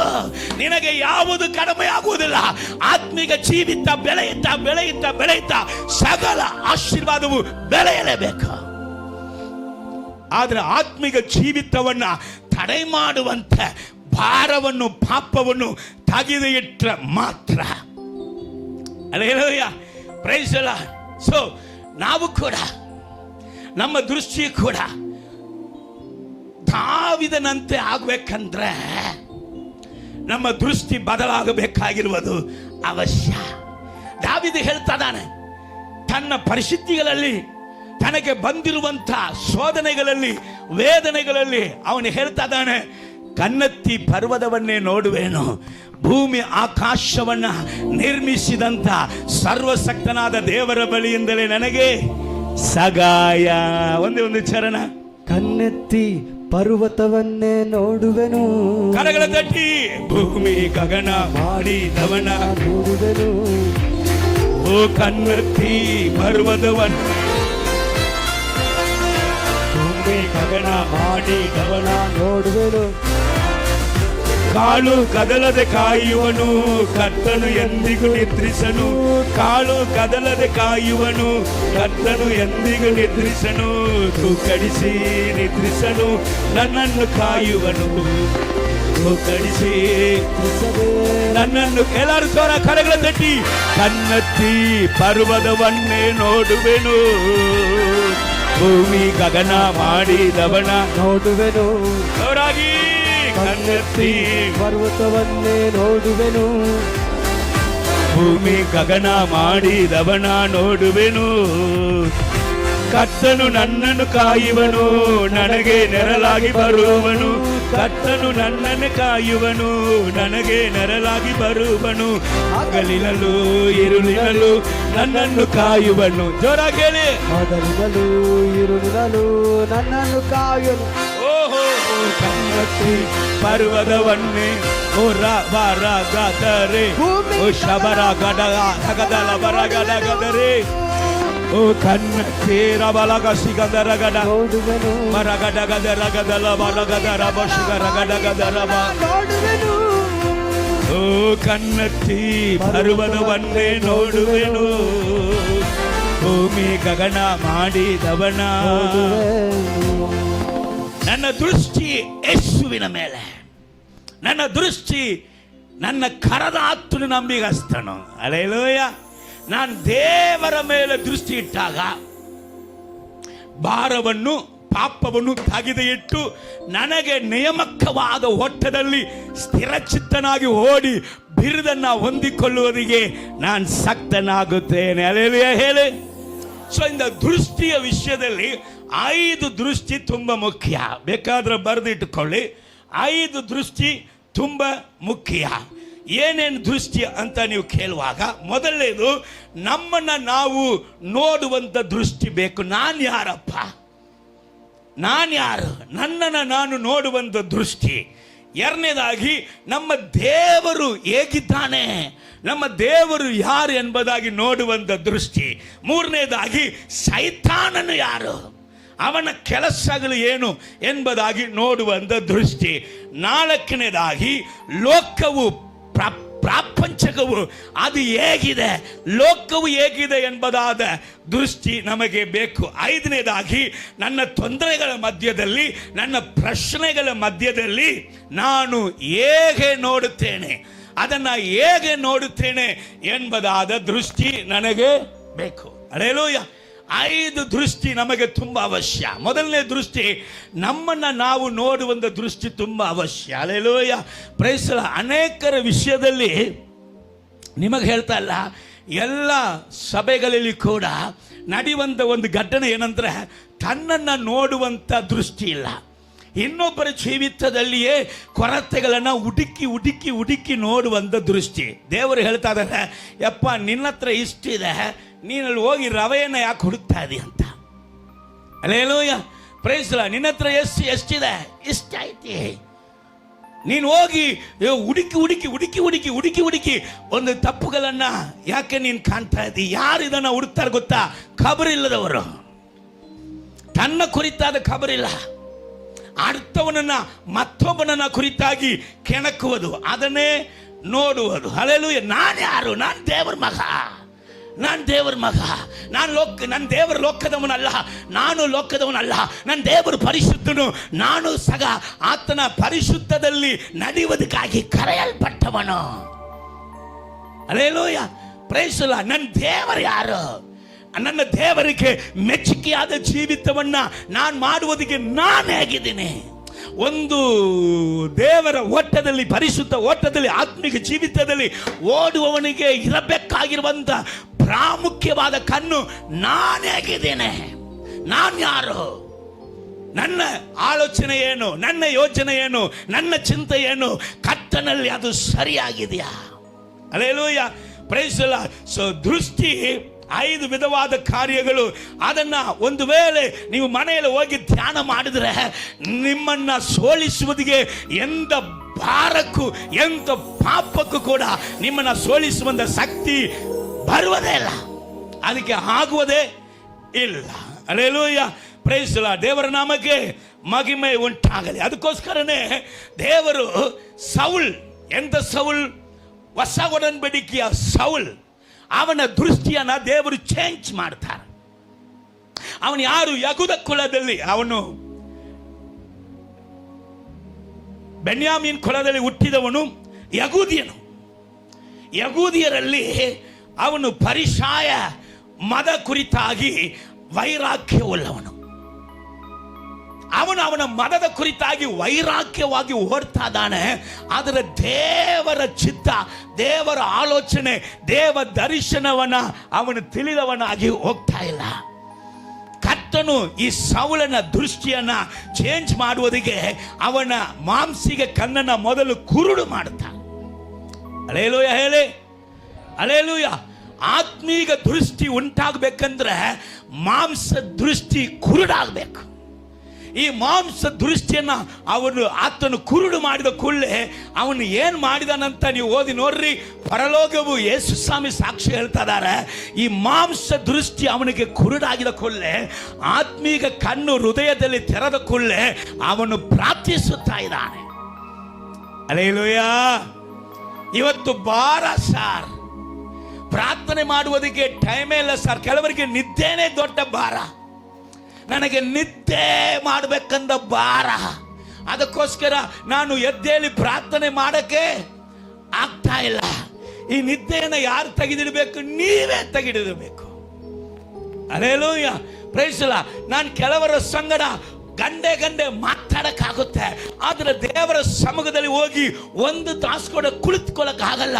ನನಗೆ ಈ ರೀತಿಯಾದ ಒಂದು ಟೆಂಪ್ಟೇಷನ್ ಕಾರ್ಯಗಳು ಬರ್ತಾ ಇದೆ. ಇದನ್ನ ಯಾರು ತೆಗೆದಿಡಬೇಕು? ನೀವೇ ತೆಗೆದಿಡಬೇಕು. Hallelujah, praise the lord. ದೇವರ ನಾಮಕ್ಕೆ ಮಹಿಮೆ ಉಂಟಾಗಲಿ. ಗಮನಿಸ್ರಿ, ದೇವರು ಅವನ ಮಾಂಸ ಕಣ್ಣನ್ನ ಕುರುಡು ಮಾಡಿದಾಗ, ಅವನ ರಕ್ಷಣೆಗೆ ಬಾಧ್ಯನಾಗಿ ಆಗಿದ ಕೂಡಲೇ ಅವನ ಆತ್ಮೀಗ ಕಣ್ ತೆರೆಯಲ್ಪಟ್ಟಾಗ ಮೊದಲು ಮಾಡಿದಂಥ ವಿಷಯ ಅವನು ಪ್ರಾರ್ಥಿಸ್ತಾ ಇದ್ದಾನೆ. ಹಲ್ಲೆಲೂಯಾ. ಸಚಿನ್ ಮಗ ಬಂದು ಇಲ್ಲಿ ಸಾಕ್ಷಿ ಹೇಳುವಾಗ ಪ್ರಾರ್ಥನೆಗೆ ಮೀರುವಂತ ಶಕ್ತಿ ಬೇರೆ ಎಲ್ಲಿಯೂ ಇಲ್ಲ. Hallelujah, praise the lord. ದೇವರ ಸಮ್ಮುಖದಲ್ಲಿ ನೀವು ಕೀರ್ತನೆ ಭಾಗಗಳನ್ನು ದಿನಾಲು ಧ್ಯಾನ ಮಾಡ್ರಿ. ದೇವರಿಂದ ನಾನು ಹೊಂದಿಕೊಳ್ಳುವುದಿಗೆ, ದೇವರಿಂದ ಸಹಾಯ ಹೊಂದಿಕೊಳ್ಳುವುದಿಗೆ, ನನ್ನ ಪ್ರಶ್ನೆಗಳು, ನನ್ನ ತೊಂದರೆಗಳಿಂದ ಬಿಡುಗಡೆ ಆಗುವುದಿಗೆ ಏನು ಮಾಡಿದ್ರೆ, ಏನು ಕೊಟ್ರೆ ದೇವರಿಂದ ಅದನ್ನು ಹೊಂದಿಕೊಳ್ಳಕ್ಕೆ ಸಾಧ್ಯ? ಅಲ್ಲಿ ದಾವೀದನು ಹೇಳಿಕೊಡ್ತಾನೆ, ಪ್ರಾರ್ಥನೆ ಪ್ರಾರ್ಥನೆ ಪ್ರಾರ್ಥನೆ. ಪ್ರಾರ್ಥನೆ ಹೊರತುಪಡಿಸಿ ದೇವರಿಂದ ಹೊಂದಿಕೊಳ್ಳುವಂತಕ್ಕೆ ಬೇರೆ ಯಾವುದು ಮೂಲಕವಾಗಿ ಕೂಡ ಸಾಧ್ಯ ಇಲ್ಲ. ಯಾಕೆಂದ್ರೆ ಕೋಟಿ ಕಟ್ಲೆ ನಾವು ಆತನಿಗೆ ಹೋಗಿ ಕಾಣಿಕೆಗಳನ್ನ ಕೊಟ್ಟರು ಕೂಡ ಅಲ್ಲಿ ವಾಕ್ಯ ಹೇಳುತ್ತೆ, ಆಕಾಶ ಆತನಿಗೆ ಸಿಂಹಾಸನ, ಭೂಮಿ ಆತನಿಗೆ ಪಾದಪೀಠ. ನೀನು ಎಂಥ ಕಾಣಿಕೆಯನ್ನು ನನಗೆ ಕೊಡುವುದಕ್ಕೆ ಸಾಧ್ಯ? ಎಲ್ಲವೂ ನಂದಲ್ವೇ? ಹಾಗಾದರೆ ಯಾವುದಪ್ಪ ನಿನಗೆ ಕಾಣಿಕೆ? ನಿನ್ನ ಜಜ್ಜಿದ ಹೃದಯ. ಹೃದಯ ಯಾವಾಗ ಜಚ್ಚಲ್ಪಡ್ತದಲ್ಲ, ನೀನ್ ಧನ್ಯನು, ನೀನ್ ಧನ್ಯಲು. ಅಯ್ಯೋ ವೇದನೆ, ಅಯ್ಯೋ ಕಷ್ಟಗಳು, ಅಯ್ಯೋ ಕರ್ತನೆ ದುಃಖಗಳು, ನನ್ನ ಹೃದಯವು ಕರ್ತನೆ ಅಪ್ಪ ಚಚ್ಚಿ ಹೋಗ್ತಾದಂದ್ರೆ ನೀನ್ ಧನ್ಯ, ನೀನ್ ಧನ್ಯಲು. Hallelujah, praise the lord. ಮಾಂಸ ಕ್ರಿಯೆಗಳನ್ನ ದೇವರು ಅಳಿಸುವಾಗ ಆತ್ಮೀಗ ಕಣ್ಣುಗಳು ತೆರೆಯಲ್ಪಡುತ್ತೆ. ಸೊ ಸೌಲಕ್ಕೆ ಯಾಕೆ ದೇವರು ಅವನ ಕಣ್ಣನ್ನು ತೆರೆಯಬೇಕಾಯಿತಂದ್ರೆ, ಅವನನ್ನು ಯಾತಕ್ಕಾಗಿ ಕರೆದಾರೋ ಅದರಲ್ಲಿ ಓಡುತ್ತಾ ಇಲ್ಲ, ಮತ್ತೆ ವೈರಾಗ್ಯದಲ್ಲಿ ಓಡುತ್ತಾ ಇದ್ದಾನೆ. ಪರಿಸಾಯನ ಎಂಬುದಾದ ಒಂದು ಮದದ ವೈರಾಗ್ಯದಲ್ಲಿ ಓಡುತ್ತಾನೆ ಹೊರತು ದೇವರ ಕರುವಿಕೆಯನ್ನು ಅವನು ಅರ್ಥ ಮಾಡಿಕೊಂಡಿಲ್ಲ. ಅವನ ಮೇಲೆ ಇದ್ದಂಥ ದೇವ ಕರುವಿಕೆ ಏನು ನೀವು ಓದಬಹುದು. ಅಪೊಸ್ತಲ ಕೃತ್ಯಗಳು 19ನೇ ಅಧ್ಯಾಯ 11ನೇ ವಾಕ್ಯದಲ್ಲಿ ಓದಿ ನೋಡುವಾಗ ವಿಶೇಷವಾದ ಮಹತ್ ಕಾರ್ಯಗಳನ್ನು ನಡೆಸುವಂತ ಕರುವಿಕೆ. ಸಭೆಗಳನ್ನ ಎಬ್ಬಿಸುವಂತ ಕರುವಿಕೆ, ಸೇವಕರುಗಳನ್ನ ಎಬ್ಬಿಸುವಂತ ಕರುವಿಕೆ ಇಸ್ರಾಯೇಲರ ಮಧ್ಯದಲ್ಲಿ ಮಾತ್ರ ಅಲ್ಲ, ಅನ್ಯರ ಬಳಿಯಲ್ಲಿ ಹೋಗಿ ಅವರು ಕುರುಡಾಗಿರುವಂತ ಕಣ್ಣನ್ನ ತೆರೆದು ಸೈತಾನಕ್ಕೆ ದಾಸರಾಗಿ ಇರುವಂತ ಅವರ ಪರಿಸ್ಥಿತಿಗಳಿಂದ ಬಿಡಿಸಿ ದೇವರ ಮಕ್ಕಳಾಗಿ ದೇವರ ಆಶೀರ್ವಾದವನ್ನ, ದೇವರ ವಾಗ್ದಾನವನ್ನ ಹೊಂದಿಕೊಳ್ಳುವಂತ ಹಕ್ಕುಳ್ಳವರಾಗಿ ಮಾಡುವಂತ ದರ್ಶನ ಸೌಲಿನ ಮೇಲೆ. ಆದರೆ ಅವನು ಏನಕ್ಕೋಸ್ಕರ ಓಡ್ತಾ ಇದ್ದಾನೆ? ತನ್ನ ಪರಿಸಾಯನ ಎಂಬುದಾದ ಮತ್ತೆ ವೈರಾಗ್ಯಕ್ಕಾಗಿ ಓಡ್ತಾ ಇದ್ದಾನೆ. ಹಲ್ಲೆಲೂಯ. ಕರ್ತನು ಅವನ ಕಣ್ಣನ್ನ ತೆರೆಯುವುದಕ್ಕಾಗಿ ದೇವರು ಅನನೀಯವನ್ನ ಕಳಿಸ್ತಾರೆ. ಅನನೀಯವೇ, ನೀನು ಹೋಗ್. ಅವನು ಪ್ರಾರ್ಥನೆ ಮಾಡ್ತಾ ಇದ್ದಾನೆ, ಅವನ ಕಣ್ಣುಗಳನ್ನ ತೆರೆ. ನನ್ನ ದರ್ಶನ ಯಾವುದು, ನಾನು ಅವನ ಮೇಲೆ ಇಟ್ಟಂತ ಉದ್ದೇಶ ಯಾವುದು, ಇದನ್ನು ತಿಳ್ಕೊಳ್ಳುವುದಕ್ಕೆ ಅವನ ಆತ್ಮಿಕ ಕಣ್ಣುಗಳನ್ನು ತೆರೆ ಅಂತ ಯಾರನ್ನ ಕಳಿಸ್ತಾ ಇದ್ದಾರೆ? ಅನನೀಯನ ಕಳಿಸ್ತಾ ಇದ್ದಾರೆ. ನೋಡ್ರಿ, ಅನನೀಯ ದೇವ ದರ್ಶನ ಏನು ಗೊತ್ತಾ? ದೇವ ದರ್ಶನದಲ್ಲಿ ಆತ್ಮೀಕ ಕಣ್ಣು ಇಲ್ಲದವನಾಗಿ ಇರುವವನ ಬಳಿ ಹೋಗಿ ಆತ್ಮಿಕ ಕಣ್ಣುಗಳನ್ನ ಅವನಿಗೆ ತೆರೆಯುವಂತ ಒಂದು ಅಭಿಷೇಕ, ಒಂದು ಕರುವಿಕೆ ಅನನೀಯನ ಮೇಲೆ. ಈಗ ದೇವ ಸೇವಕನ ಒಡನಾಟವೇ ಬೇಡ ಅಂದ್ರೆ ಆತ್ಮಿಕ ಕಣ್ಣು ತೆರೆಯಲ್ಪಡುವುದಿಲ್ಲ. ಹಲ್ಲೆಲೂಯ. ಕರ್ತನು ದೇವ ಸೇವಕರನ್ನ ನಿಯಮಿಸಿ ಅಭಿಷೇಕಿಸಿ ಇಟ್ಟಿದ್ದ ಉದ್ದೇಶ, ನಿನ್ನ ಕಣ್ಣುಗಳು, ಆತ್ಮಿಕ ಕಣ್ಣುಗಳು ದೇವರ ಉದ್ದೇಶವನ್ನ, ದೇವರ ಹೃದಯವನ್ನ, ದೇವರ ಆಲೋಚನೆಯನ್ನ, ನಿನ್ನ ಮೇಲೆ ದೇವರಿಟ್ಟಿರುವಂತ ದರ್ಶನವನ್ನ ನೀನು ಕಾಣುವುದಕ್ಕೆ, ನಿನ್ನ ಕಣ್ಣನ್ನ ತೆರೆಯುವುದಕ್ಕೆ ಒಂದು ಅಭಿಷೇಕ ದೇವದಾಸರುಗಳ ಮೇಲೆ ದೇವರು ಇಟ್ಟು ಕಲಿಸುತ್ತಾ ಇದ್ದಾನೆ. ಹಲ್ಲೆಲೂಯ. ಸೈತಾನ್ ಏನ್ ಮಾಡ್ತಾನೆ? ಪಾಸ್ಟರ್ಗೆ ವಿರುದ್ಧವಾಗಿ ಜನರನ್ನ ಎಬ್ಬಿಸ್ತಾನೆ. ಹಲ್ಲೆಲೂಯ. Praise the Lord. ಕಾರಣ ಏನು ಗೊತ್ತಾ? ನಿನ್ನನ್ನು ತಡೆ ಮಾಡುವುದಿಗೆ, ನಿನ್ನ ದರ್ಶನವನ್ನ ತಡೆ ಮಾಡುವುದಿಗೆ. ಇಲ್ಲಿ ಚೆನ್ನಾಗಿ ಗಮನಿಸ್ರಿ, ಅಲ್ಲಿ ಅವನ ಕಣ್ಣುಗಳು ತೆರೆಯಲ್ಪಟ್ಟಂತ ರೀತಿಯಲ್ಲಿ ಒಂದು ಸ್ಕ್ರಿಪ್ಚರ್, ಯೆರೆಮೀಯ ಪ್ರವಾದನೆ ಪುಸ್ತಕವನ್ನು ತೆಗೆದಿಟ್ಕೊಳ್ಳ್ರಿ. ಅದರಿಂದ 12 ವಾಕ್ಯಗಳನ್ನು ಹೇಳಿ ನಾನು ಸಂದೇಶವನ್ನು ಮುಗಿಸಿ ನಿಮ್ಮನ್ನು ಆಶೀರ್ವದಿಸುವುದಕ್ಕೆ ಬಯಸುತ್ತೇನೆ. ವಾಕ್ಯ ಓದುವವರು ಪರಿಶುದ್ಧ ಬೈಬಲನ್ನು ಕೂಡ ತೆರೆದಿಟ್ಕೊಳ್ಳಿ. ಈ ಯೆರೆಮೀಯ ವಿಷಯದಲ್ಲಿ ಇವನು ಪಾಸ್ಟರ್ ಮಗನಾಗಿದ್ದಾನೆ. ಇವನು ಒಂದು ಯಾಜಕನ ಮಗನು. ಅವನ ತಂದೆಗೆ ಏನು ಆಸೆ ಅಂದರೆ ಇವನನ್ನು ಒಂದು ಯಾಜಕನಾಗಿ ಮಾಡಬೇಕಂತ ಆಸೆ. ಅವನ ತಂದೆಗೂ ಸಹ ತನ್ನ ಮಗನ ಮೇಲೆ ದೇವರ ತಿಟ್ಟ, ದೇವರ ತೀರ್ಮಾನ, ದೇವರ ಉದ್ದೇಶ ಅವನಿಗೆ ಗೊತ್ತಿಲ್ಲದೆ ಅವನನ್ನು ಸಹ ಪಾಸ್ಟರ್ ಆಗಿ ಮಾಡಬೇಕು ಎಂಬುದಾಗಿ ಅವನಿಗೆ ಆಲೋಚನೆ. ಆದರೆ ದೇವರೇ ಈಗ ಯೆರೆಮೀಯನ ಹತ್ರ ಬಂದು ಭೇಟಿಯಾಗಿ, ನಾನು ನಿನ್ನನ್ನು ಏನಕ್ಕೋಸ್ಕರ ಕರೆದೆ,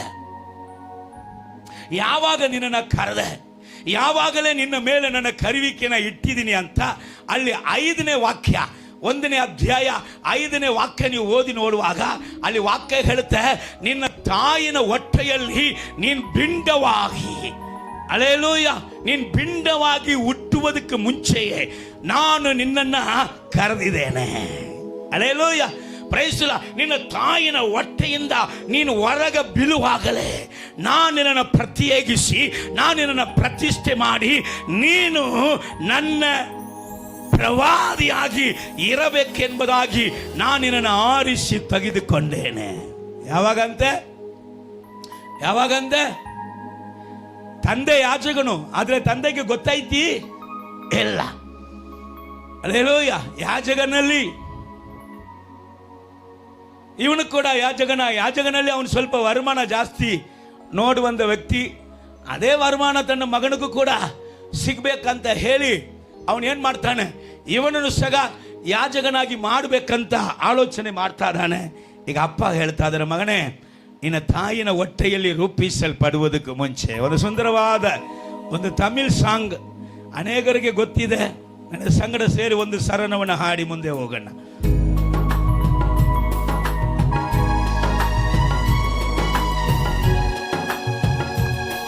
என் தாயுருவாகும் முன்னே என் கருவை கண்டீரையா,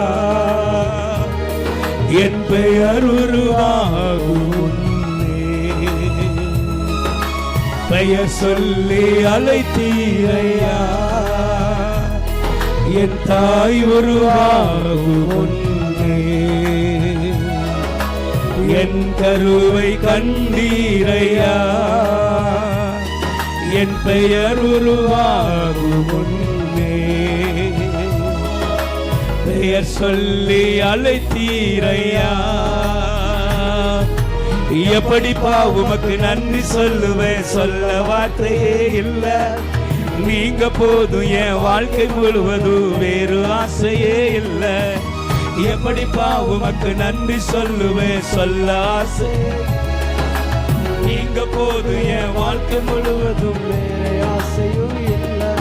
என் தாய் உருவாகும் முன்னே என் கருவை கண்டீரையா, என் பெயர் உருவாகும் முன்னே பெயர் சொல்லி அழைத்தீரையா. எலும்புகள் உருவாகல, நரம்புகள் உருவாகல, தசைகள் உருவாகல, தரிசனம் உருவானதே. தாய் கருவிலே தரிசனம் உருவானதே. எப்படி சொல்ல வார்த்தையே இல்ல. நீங்க போது என் வாழ்க்கை ஆசையும். எப்படிப்பா உமக்கு நன்றி சொல்லுவே. வார்த்தையே இல்ல. ಒಂದೇ ಒಂದು ಚರಣ ಮಾತ್ರ ತಿರುಗ ಎಲುಬುಗಳು ಉರುವಾಗಲ್ಲ, எலும்புகள் உருவாகல, நரம்புகள் உருவாகல, தசைகள் உருவாகல, தரிசனம் உருவானதே. தாய் கருவிலே தரிசனம் உருவானதே. once again எலும்புகள் நரம்புகள் உருவாகல, தசைகள் உருவாகல, தரிசனம் உருவானதே. தாய் கருவிலே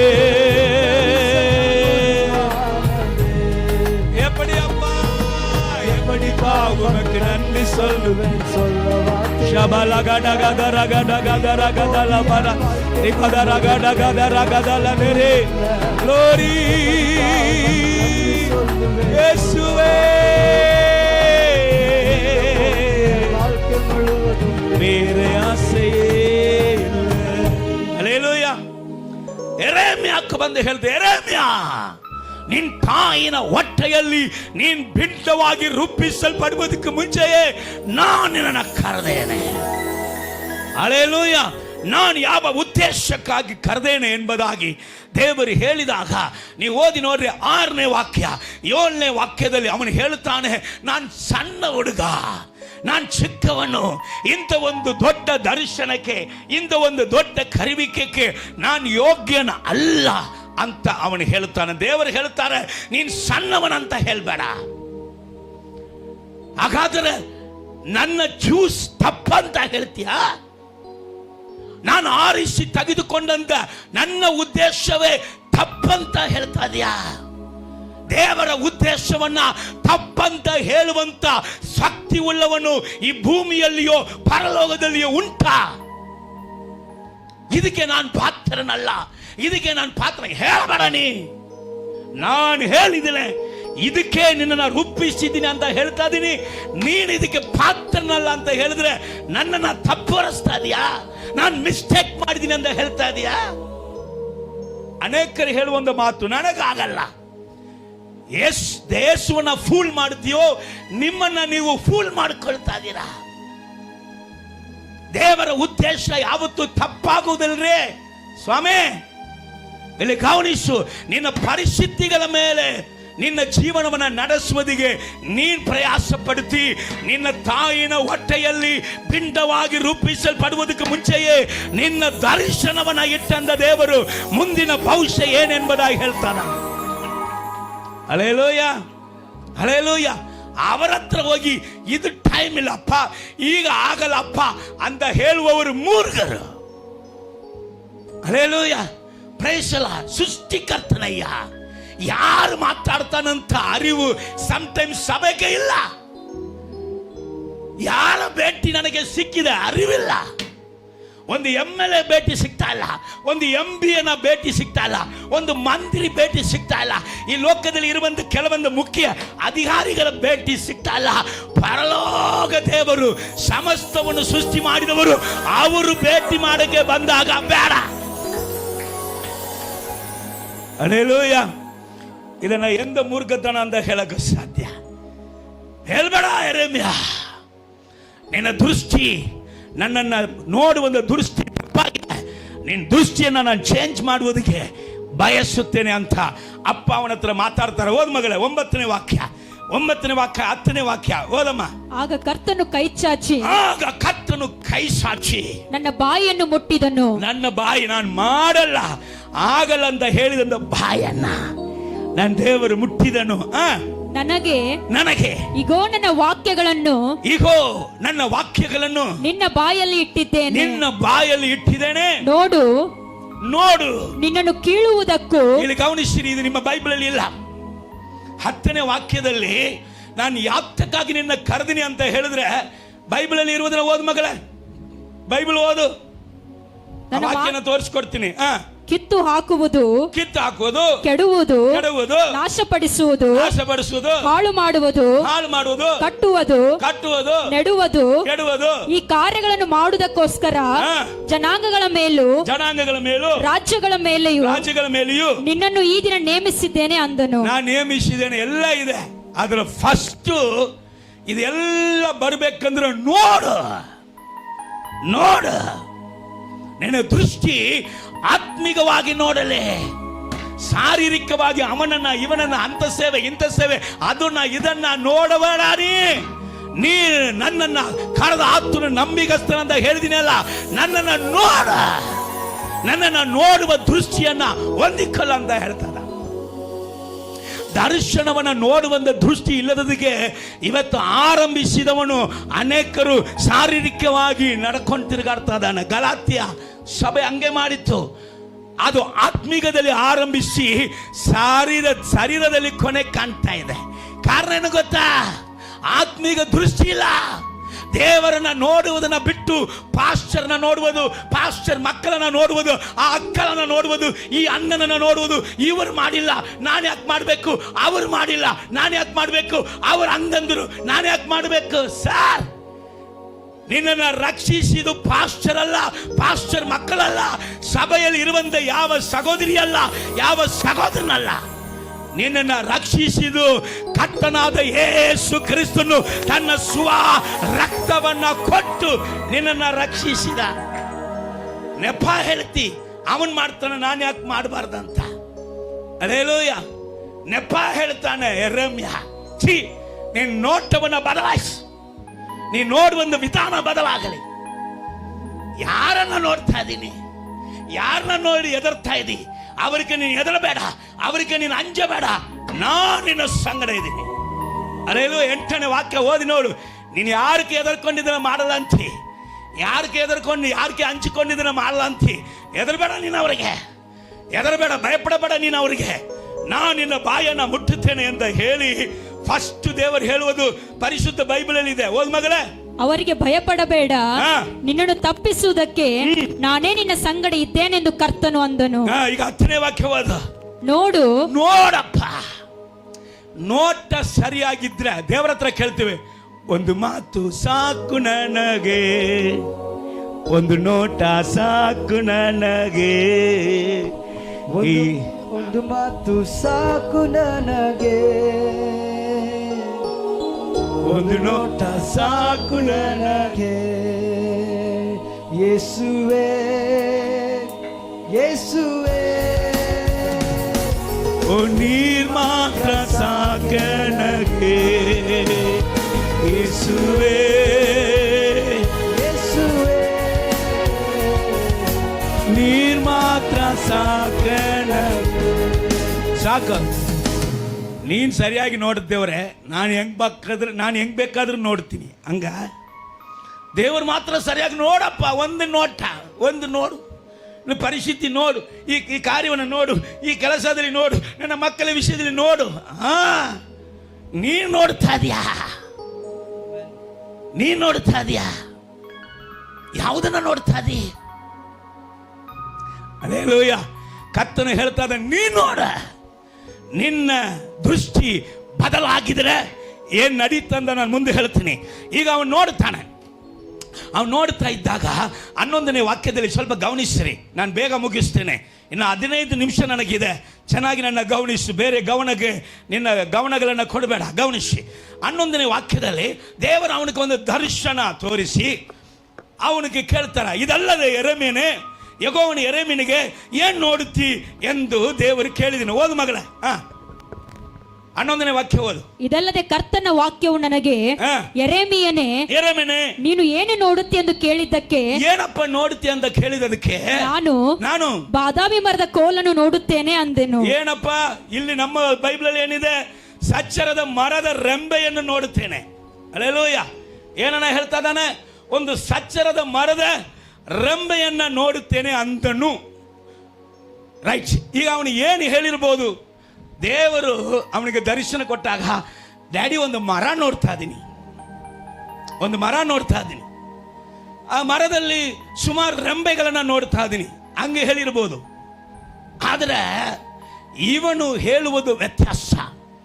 ಇವನ ದೃಷ್ಟಿ ಯಾವ ರೀತಿಯಾಗಿ ನೋಡ್ತದಂತೆ, ದೇವರು ಯೆರೆಮೀಯನು ಹೇಗೆ ನೋಡಬೇಕಂತ ತೀರ್ಮಾನ ಮಾಡಿದಾರೋ ಹಾಗೆಯೇ ನೋಡ್ತಾ ಇದ್ದಾನೆ. ಹಲ್ಲೆಲೂಯಾ. ದೇವರು ಯೆರೆಮೀಯ ಹೇಗೆ ನೋಡಬೇಕೆಂಬುದಾಗಿ ಬಯಸುತ್ತಾ ಇದ್ದಾರೋ ಹಾಗೆಯೇ ನೋಡುವವನೇ ಯುದ್ಧವೀರ. ಅವನ ಹಾಗೆಯೇ ದೇವರು ಇಷ್ಟಪಡುವಂತೆಯೇ, ದೇವರು ಏನ್ ನೋಡ್ಬೇಕಂತ ಅವನು ಉದ್ದೇಶಿಸಿಕೊಂಡಿದ್ರು ಅದನ್ನೇ ನೋಡ್ತಾನೆ. ಆ ಮರದ ಸಚ್ಚರ ಮರ ಅಂತ ಅದಕ್ಕೆ ಹೆಸರು ಹೇಳ್ತಾನೆ. ಅದರಲ್ಲಿ ಅನೇಕ ರೆಂಬೆಗಳಿದ್ರು ದೇವರು ಎಂತ ರೆಂಬೆಯನ್ನ ನೋಡ್ಬೇಕಂತ ದೇವರು ಬಯಸುತ್ತಾರೋ ಎಕ್ಸಾಕ್ಟ್ ಆಗಿ ನೋಡ್ತಾರ. ಹಲ್ಲೆಲೂಯಾ. ಈಗ ದೇವರು ಹೇಳಿದ್ರು ಏನ್ ಗೊತ್ತಾ? ಓದಮ್ಮ, ದೇವರು ಏನ್ ಹೇಳಿದ್ರು? 12ನೇ ವಾಕ್ಯ. ಆಗ ಯೆಹೋವನು ನನಗೆ ಸರಿಯಾಗಿ ನೋಡಿದ್ದಿ. ಕರಗಳ ತಟ್ಟು. ಎಕ್ಸಾಕ್ಟ್. ನಿನ್ನ ದೃಷ್ಟಿ ಬದಲಾಯಿತ. ಮೊದಲು ನನ್ನ ಆಲೋಚನೆಗೆ ವಿರುದ್ಧವಾಗಿತ್ತು, ಈಗ ಎಕ್ಸಾಕ್ಟ್ ಆಗಿ ನಾನು ಏನನ್ನ ನಿನ್ನಲ್ಲಿ ಬಯಸುತ್ತೇನೋ, ನಿನ್ನ ದರ್ಶನಕ್ಕೆ ಸಂಬಂಧಪಟ್ಟ ವಿಷಯಗಳನ್ನ ನೀನು ಹೇಗೆ ನೋಡ್ಬೇಕೆಂಬುದಾಗಿ ಬಯಸಿದೇನೋ ಅದನ್ನ ಸರಿಯಾಗಿ ನೀನು ನೋಡಿದಿ. ಇಲ್ಲಿ ಗಮನಿಸ್ರಿ, ವಾಗ್ದಾನ ಯಾಕೆ ನನಗೆ ಇನ್ನೂ ನೆರವೇರಿಲ್ಲ? ಆಶೀರ್ವಾದಗಳು ನನಗೆ ಬಹಳವಾಗಿ ಉಂಟು. ಯಾಕೆ ನನ್ನ ಜೀವಿತದಲ್ಲಿ ಆಶೀರ್ವಾದಗಳು ಇನ್ನೂ ಸಿಗಲಿಲ್ಲ? ನನಗೆ ಬಂದಂಥ ವಾಗ್ದಾನಕ್ಕೂ ನನಗೆ ಬಂದಂಥ ಆಶೀರ್ವಾದಕ್ಕೂ ವಿರುದ್ಧವಾಗಿಯೇ ನನ್ನ ಜೀವಿತದಲ್ಲಿ ನಡೆಯುವುದಕ್ಕೆ ಕಾರಣ ಏನು ಅಂದ್ರೆ ಇದುವೇ ಕಾರಣ. ನಾವು ನಮ್ಮ ನೋಡುವಿಕೆಯನ್ನ ನಾವು ಸರಿಯಾಗಿ ನೋಡಿದ್ರೆ, ನಮ್ಮ ದೃಷ್ಟಿ ಯೇಸು ಕ್ರಿಸ್ತನ ಮೇಲೆ, ಕರೆದ ಆತನ ಮೇಲೆ ನಮ್ಮ ದೃಷ್ಟಿ ಸರಿಯಾಗಿ ಇಟ್ಟಿದ್ರೆ ಅಲ್ಲಿ ಏನ್ ನಡೀತಾ ಇದೆ? ಓದ್ ಮಗಳೇ, ನನ್ನ ಮಾತನ್ನು ನೆರವೇರಿಸುವುದಕ್ಕೆ, ನನ್ನ ಮಾತುಗಳನ್ನ ನೆರವೇರಿಸುವುದಕ್ಕೆ ಎಚ್ಚರಗೊಂಡಿದ್ದೇನೆ ಎಂದು ತಿಳಿಯುವುದು. ಯಪ್ಪ ಯೆರೆಮೀಯ, ಸರಿಯಾಗಿ ನೋಡಿದಿ. ಈಗ ನನ್ನ ಮಾತನ್ನ ನಿನ್ನಲ್ಲಿ ನೆರವೇರಿಸುವುದಕ್ಕೆ ನಾನು ಎಚ್ಚರಗೊಂಡಿದ್ದೇನೆ. ಅದು ಪರಿಶುದ್ಧ ಬೈಬಲ್ ಹೇಳುತ್ತದೆ, ನನ್ನ ವಾಕ್ಯವನ್ನ ನೆರವೇರಿಸುವುದಕ್ಕೆ ನಾನು ದೊರೆಪಡುತ್ತೇನೆ. ನಾನು ಶೀಘ್ರವಾಗಿ ನಿನ್ನ ಮೇಲೆ ನನ್ನ ನನ್ನ ವಾಗ್ದಾನಗಳನ್ನು ನೆರವೇರಿಸುತ್ತೇನೆ. ಕಾರಣ ನಿನ್ನ ದೃಷ್ಟಿ ಬದಲಾಯಿತು. ನಿನ್ನ ದೃಷ್ಟಿ ಆತ್ಮಿಕ ಜೀವಿತ, ಆತ್ಮಿಕ ಕಣ್ಣು ನಿನಗೆ ತೆರೆಯಲ್ಪಟ್ಟಿತ್ತು. ಇನ್ನು ಮೇಲೆ ಸಾವಕಾಶ ಇಲ್ಲ. ಹಲ್ಲೆಲೂಯ. ಕರ್ತನು ಈ ತಿಂಗಳಿಗೆ ವಾಗ್ದಾನ ಕೊಟ್ಟಿದ್ರು. ಯೆರೆಮೀಯನ ಪ್ರವಾದನೆ ಪುಸ್ತಕ 12ನೇ ಅಧ್ಯಾಯ 28ನೇ ವಾಕ್ಯ, ನನ್ನ ಮಾತುಗಳಲ್ಲಿ ಯಾವುದೂ ಸಾವಕಾಶವಾಗೋದಿಲ್ಲ. ಈಗ ಸಾವಕಾಶವಾಗಬಾರ್ದಂದ್ರೆ ದೃಷ್ಟಿ ಬದಲಾಗಬೇಕು. ಒಂದು ವೇಳೆ ಯಾರ ಮೇಲೆ ದೃಷ್ಟಿ ಇಟ್ಟಿದ್ದೇವೆ, ನಮ್ಮನ್ನು ನಾವೇ ವಿಚಾರಿಸಬೇಕು, ನಮ್ಮನ್ನು ನಾವೇ ತಿಳ್ಕೊಳ್ಳಬೇಕು. ದೇವರು ಕೊಟ್ಟಿದೆಯನ್ನು, ನಾನು ಮಾಡುತ್ತಾ ಇರುವುದೇನು, ಕರ್ತನು ನನ್ನನ್ನು ಕರೆದ ಉದ್ದೇಶ ಏನು, ನಾನು ಈಗ ನಡೆಯುವಂಥ ಕಾರ್ಯ ಏನು, ಯಾರನ್ನ ನೋಡ್ತಾ ಇದ್ದೇನೆ, ನನ್ನ ಕರ್ತನನ್ನೇ ಮುಂದೆ ಇಟ್ಟುಕೊಂಡಿದ್ದೀನಾ? ದಾವೀದನು ಹೇಳ್ತಾ ಇದ್ದಾನೆ, ಯಾವಾಗಲೂ ಯಾವಾಗಲೂ ಅವನ ಜೊತೆ ಇದ್ದಂಥ ವ್ಯಕ್ತಿಗಳು 600 ಮಂದಿ ಅವನಿಗೆ ವಿರುದ್ಧವಾಗಿ ಕಲ್ಲೇಸಿ ಅವನ ಕೊಲ್ಲುವುದಕ್ಕೆ ಎದ್ದಿದ್ರು ಕೂಡ ದೇವರ ಮೇಲೆಯೇ ದೃಢವಾಗಿ ಇತ್ತು, ದೇವರ ಮೇಲೆಯೇ ನಿರೀಕ್ಷಿಸಿಕೊಂಡು ಕರ್ತನಲ್ಲಿ ತನ್ನನ್ನು ಸ್ಥಿರಪಡಿಸಿಕೊಂಡು ಕರ್ತನನ್ನೇ ತನ್ನ ನಂಬಿಕೆಯಾಗಿ ಇಟ್ಟುಕೊಂಡಿದ್ದ ದಾವೀದನು ಮತ್ತೆ 600 ಮಂದಿ ತನ್ನ ಸಂಗಡ ಸೇರಿ ಕರ್ತನಲ್ಲಿ ಕಾರ್ಯದಲ್ಲಿ ನಡೆಯುವಂತೆ ಅವರನ್ನ ವೈರಿಗಳನ್ನ ಶತ್ರುಗಳನ್ನ ಮಿತ್ರವಾಗಿ ಮಾಡಿ ಇಟ್ಟುಕೊಂಡ. ಕಾರಣ ಏನು ಗೊತ್ತಾ? ದೃಷ್ಟಿ ದೇವರ ಮೇಲೆ. Hallelujah, praise the lord. ದೇವರ ನಾಮಕ್ಕೆ ಮಹಿಮೆ ಉಂಟಾಗಲಿ. ಇನ್ನೊಂದು ದರ್ಶನ ಅವನಿಗೆ ಬರ್ತಾದೆ, ಅದನ್ನು ಓದ್ಬಿಡೋಣ. ಸಾರಿ, ಅದೇ ಯೆರೆಮೀಯ ಪ್ರವಾದನೆ ಪುಸ್ತಕ 13ನೇ ವಾಕ್ಯ ಓದಮ್ಮ. ಇನ್ನೊಂದು ಸಲ ಯೆಹೋವನು ಏನು ನೋಡುತ್ತೆ ಎಂದು ನನ್ನನ್ನು ಕೇಳಿದನು. ಏನಪ್ಪ ನೋಡುತ್ತೆ ಅಂತ ಇನ್ನೊಂದು ದರ್ಶನ ಕೊಟ್ಟು ಕೇಳ್ತಾನೆ. ಅದಕ್ಕೆ ನಾನು ಉರಿಸುತ್ತಿರುವ ಬೆಂಕಿಯುದ್ದಕ್ಕೂ ಹಂಡೆಯನ್ನು ನೋಡುತ್ತೇನೆ. ಓಕೆ, ಇದನ್ನ ಸ್ವಲ್ಪ ಪರಿಶುದ್ಧ ಬೈಬಲ್ ಓದ್ರಿ. ಎರಡನೇ ಸಾರಿ ಕರ್ತನ ವಾಕ್ಯ ನನಗೆ ಉಂಟಾಗಿ ನೀನು ಏನು ನೋಡುತ್ತೆ ಎಂದು ಕೇಳಿದ್ದಕ್ಕೆ ನಾನು ಏನು ನೋಡುತ್ತಾ ಅಂತ ಕೇಳಿದಕ್ಕೆ ನಾನು ಬೇಯುವ ಮಡಿಕೆಯನ್ನು ನೋಡುತ್ತೇನೆ. ಗಮನಿಸಿ, ಮುಖ್ಯವಾದ ಸಂದರ್ಭ, ಪ್ರಾಮುಖ್ಯವಾದ ಸಂದರ್ಭ. ನಿನ್ನ ಶತ್ರುವನ್ನ ದೇವರು ನಿನಗೆ ಗುರುತು ತೋರಿಸುವಂತ ಸಂದರ್ಭ. ನಿದ್ದೆ ಮಾಡಿದ್ರೆ ಪಕ್ಕದಲ್ಲಿ ಕೆನ್ನೆಯಲ್ಲಿ ಹಲ್ಲೆಲೂಯಾ ಅಂತ ಬಡಿ. Hallelujah, praise the Lord. ಅವರು ನಿಮ್ಮನ್ನ ಬಡಿಬಾರ್ದಂದ್ರೆ ಹಲ್ಲೆಲೂಯಾ ಅಂತ ಬಡಿ, ರಪ್ಪ ಅಂತ. Thank you Jesus, hallelujah. ಇಲ್ಲಿ ಗಮನಿಸ್ರಿ, ನಿನ್ನ ಶತ್ರು ಯಾರು? ದೇವರು ನಮಗೆ ಗುರುತು ತೋರಿಸುವಂತ ಒಂದು ಸಂದರ್ಭ. ಗಮನಿಸ್ರಿ, ಇವನನ್ನ ಏನಪ್ಪ ನೋಡಿದಿ ಅಂತ ಕೇಳಿದ್ರೆ ಬೇಯುವ ಮಡಿಕೆಯನ್ನು ನೋಡುತ್ತೇನೆ. ಅದರ ಬಾಯಿ ಉತ್ತರದ ಕಡೆಗೆ ಇದೆ ಅಂದೆನು. ಅದರ ಬಾಯಿ ಎಲ್ಲಿದಂತೆ? ಓ, ಉತ್ತರ ಕಡೆಗೆ ಇರುವುದನ್ನ. ದೇವರೇ, ಒಂದು ಮಡಿಕೆಯನ್ನ ನೋಡ್ತಾ ಇದ್ದೀನಿ. ಅದು ಮಾತ್ರ ಅಲ್ಲ, ಅಲ್ಲಿ ಹೊಳಿ ಮೇಲೆನ ಹೊಳೆನ ಓಕೆ, ಅದು ಉರಿತಾ ಇರುವುದನ್ನ ನೋಡ್ತಾ ಇದ್ದಾನೆ. ಅದರ ಮೇಲೆ ಒಂದು ಮಡಿಕೆ ಇರುವುದನ್ನ ನೋಡ್ತಾ ಇದ್ದಾನೆ. ಅದರ ಒಳಗಡೆ ಹಾಕಿದು ಅದು ಕುದೀತಾ ಅದು ಏನಾಗುತ್ತೆ, ಅದು ಕೆಳಗಡೆ ಬೀಳುವುದನ್ನು ನೋಡ್ತಾ ಇದ್ದಾನೆ. ಅದು ಎಲ್ಲಿ ಬೀಳುತ್ತದಂದ್ರೆ ನಾರ್ತ್, ಉತ್ತರ ಕಡೆಗೆ ಬೀಳುತ್ತಾ ಇದೆ. ಎಷ್ಟು ಎಕ್ಸಾಕ್ಟ್. ಈಗ ದೇವರು ಸರಿಯಾಗಿ ನೋಡಿದೆ ಅಂತ ಹೇಳಿದ್ರ? ಇಲ್ಲ, ಸರಿಯಾಗಿದ ಮೇಲೆ ಸರಿನೇ ಗಾಡಿ. ಹಲ್ಲೆಲೂಯಾ. ಮತ್ತೆ ಈಗ ದೇವರೇ, ದಿನ ಕೆಲವರು ಯಾವಾಗಲೂ ಕೂಡ ವಾಕ್ಯ ಕೊಟ್ಬಿಟ್ಟು, ದೇವರೇ ಸರಿಯಾಗಿ ಹೋಗಿ ಕೊಟ್ಟಿನ, ನೀನು ವಾಕ್ಯ ಕೊಡುವುದಕ್ಕೆ ಮುಂಚೆ ದೇವರೇ ನೀನು ಕೊಡ ಅಂತ ಹೇಳಿದಿ, ಅದನ್ನೇ ಕೊಟ್ಟಿದಿ.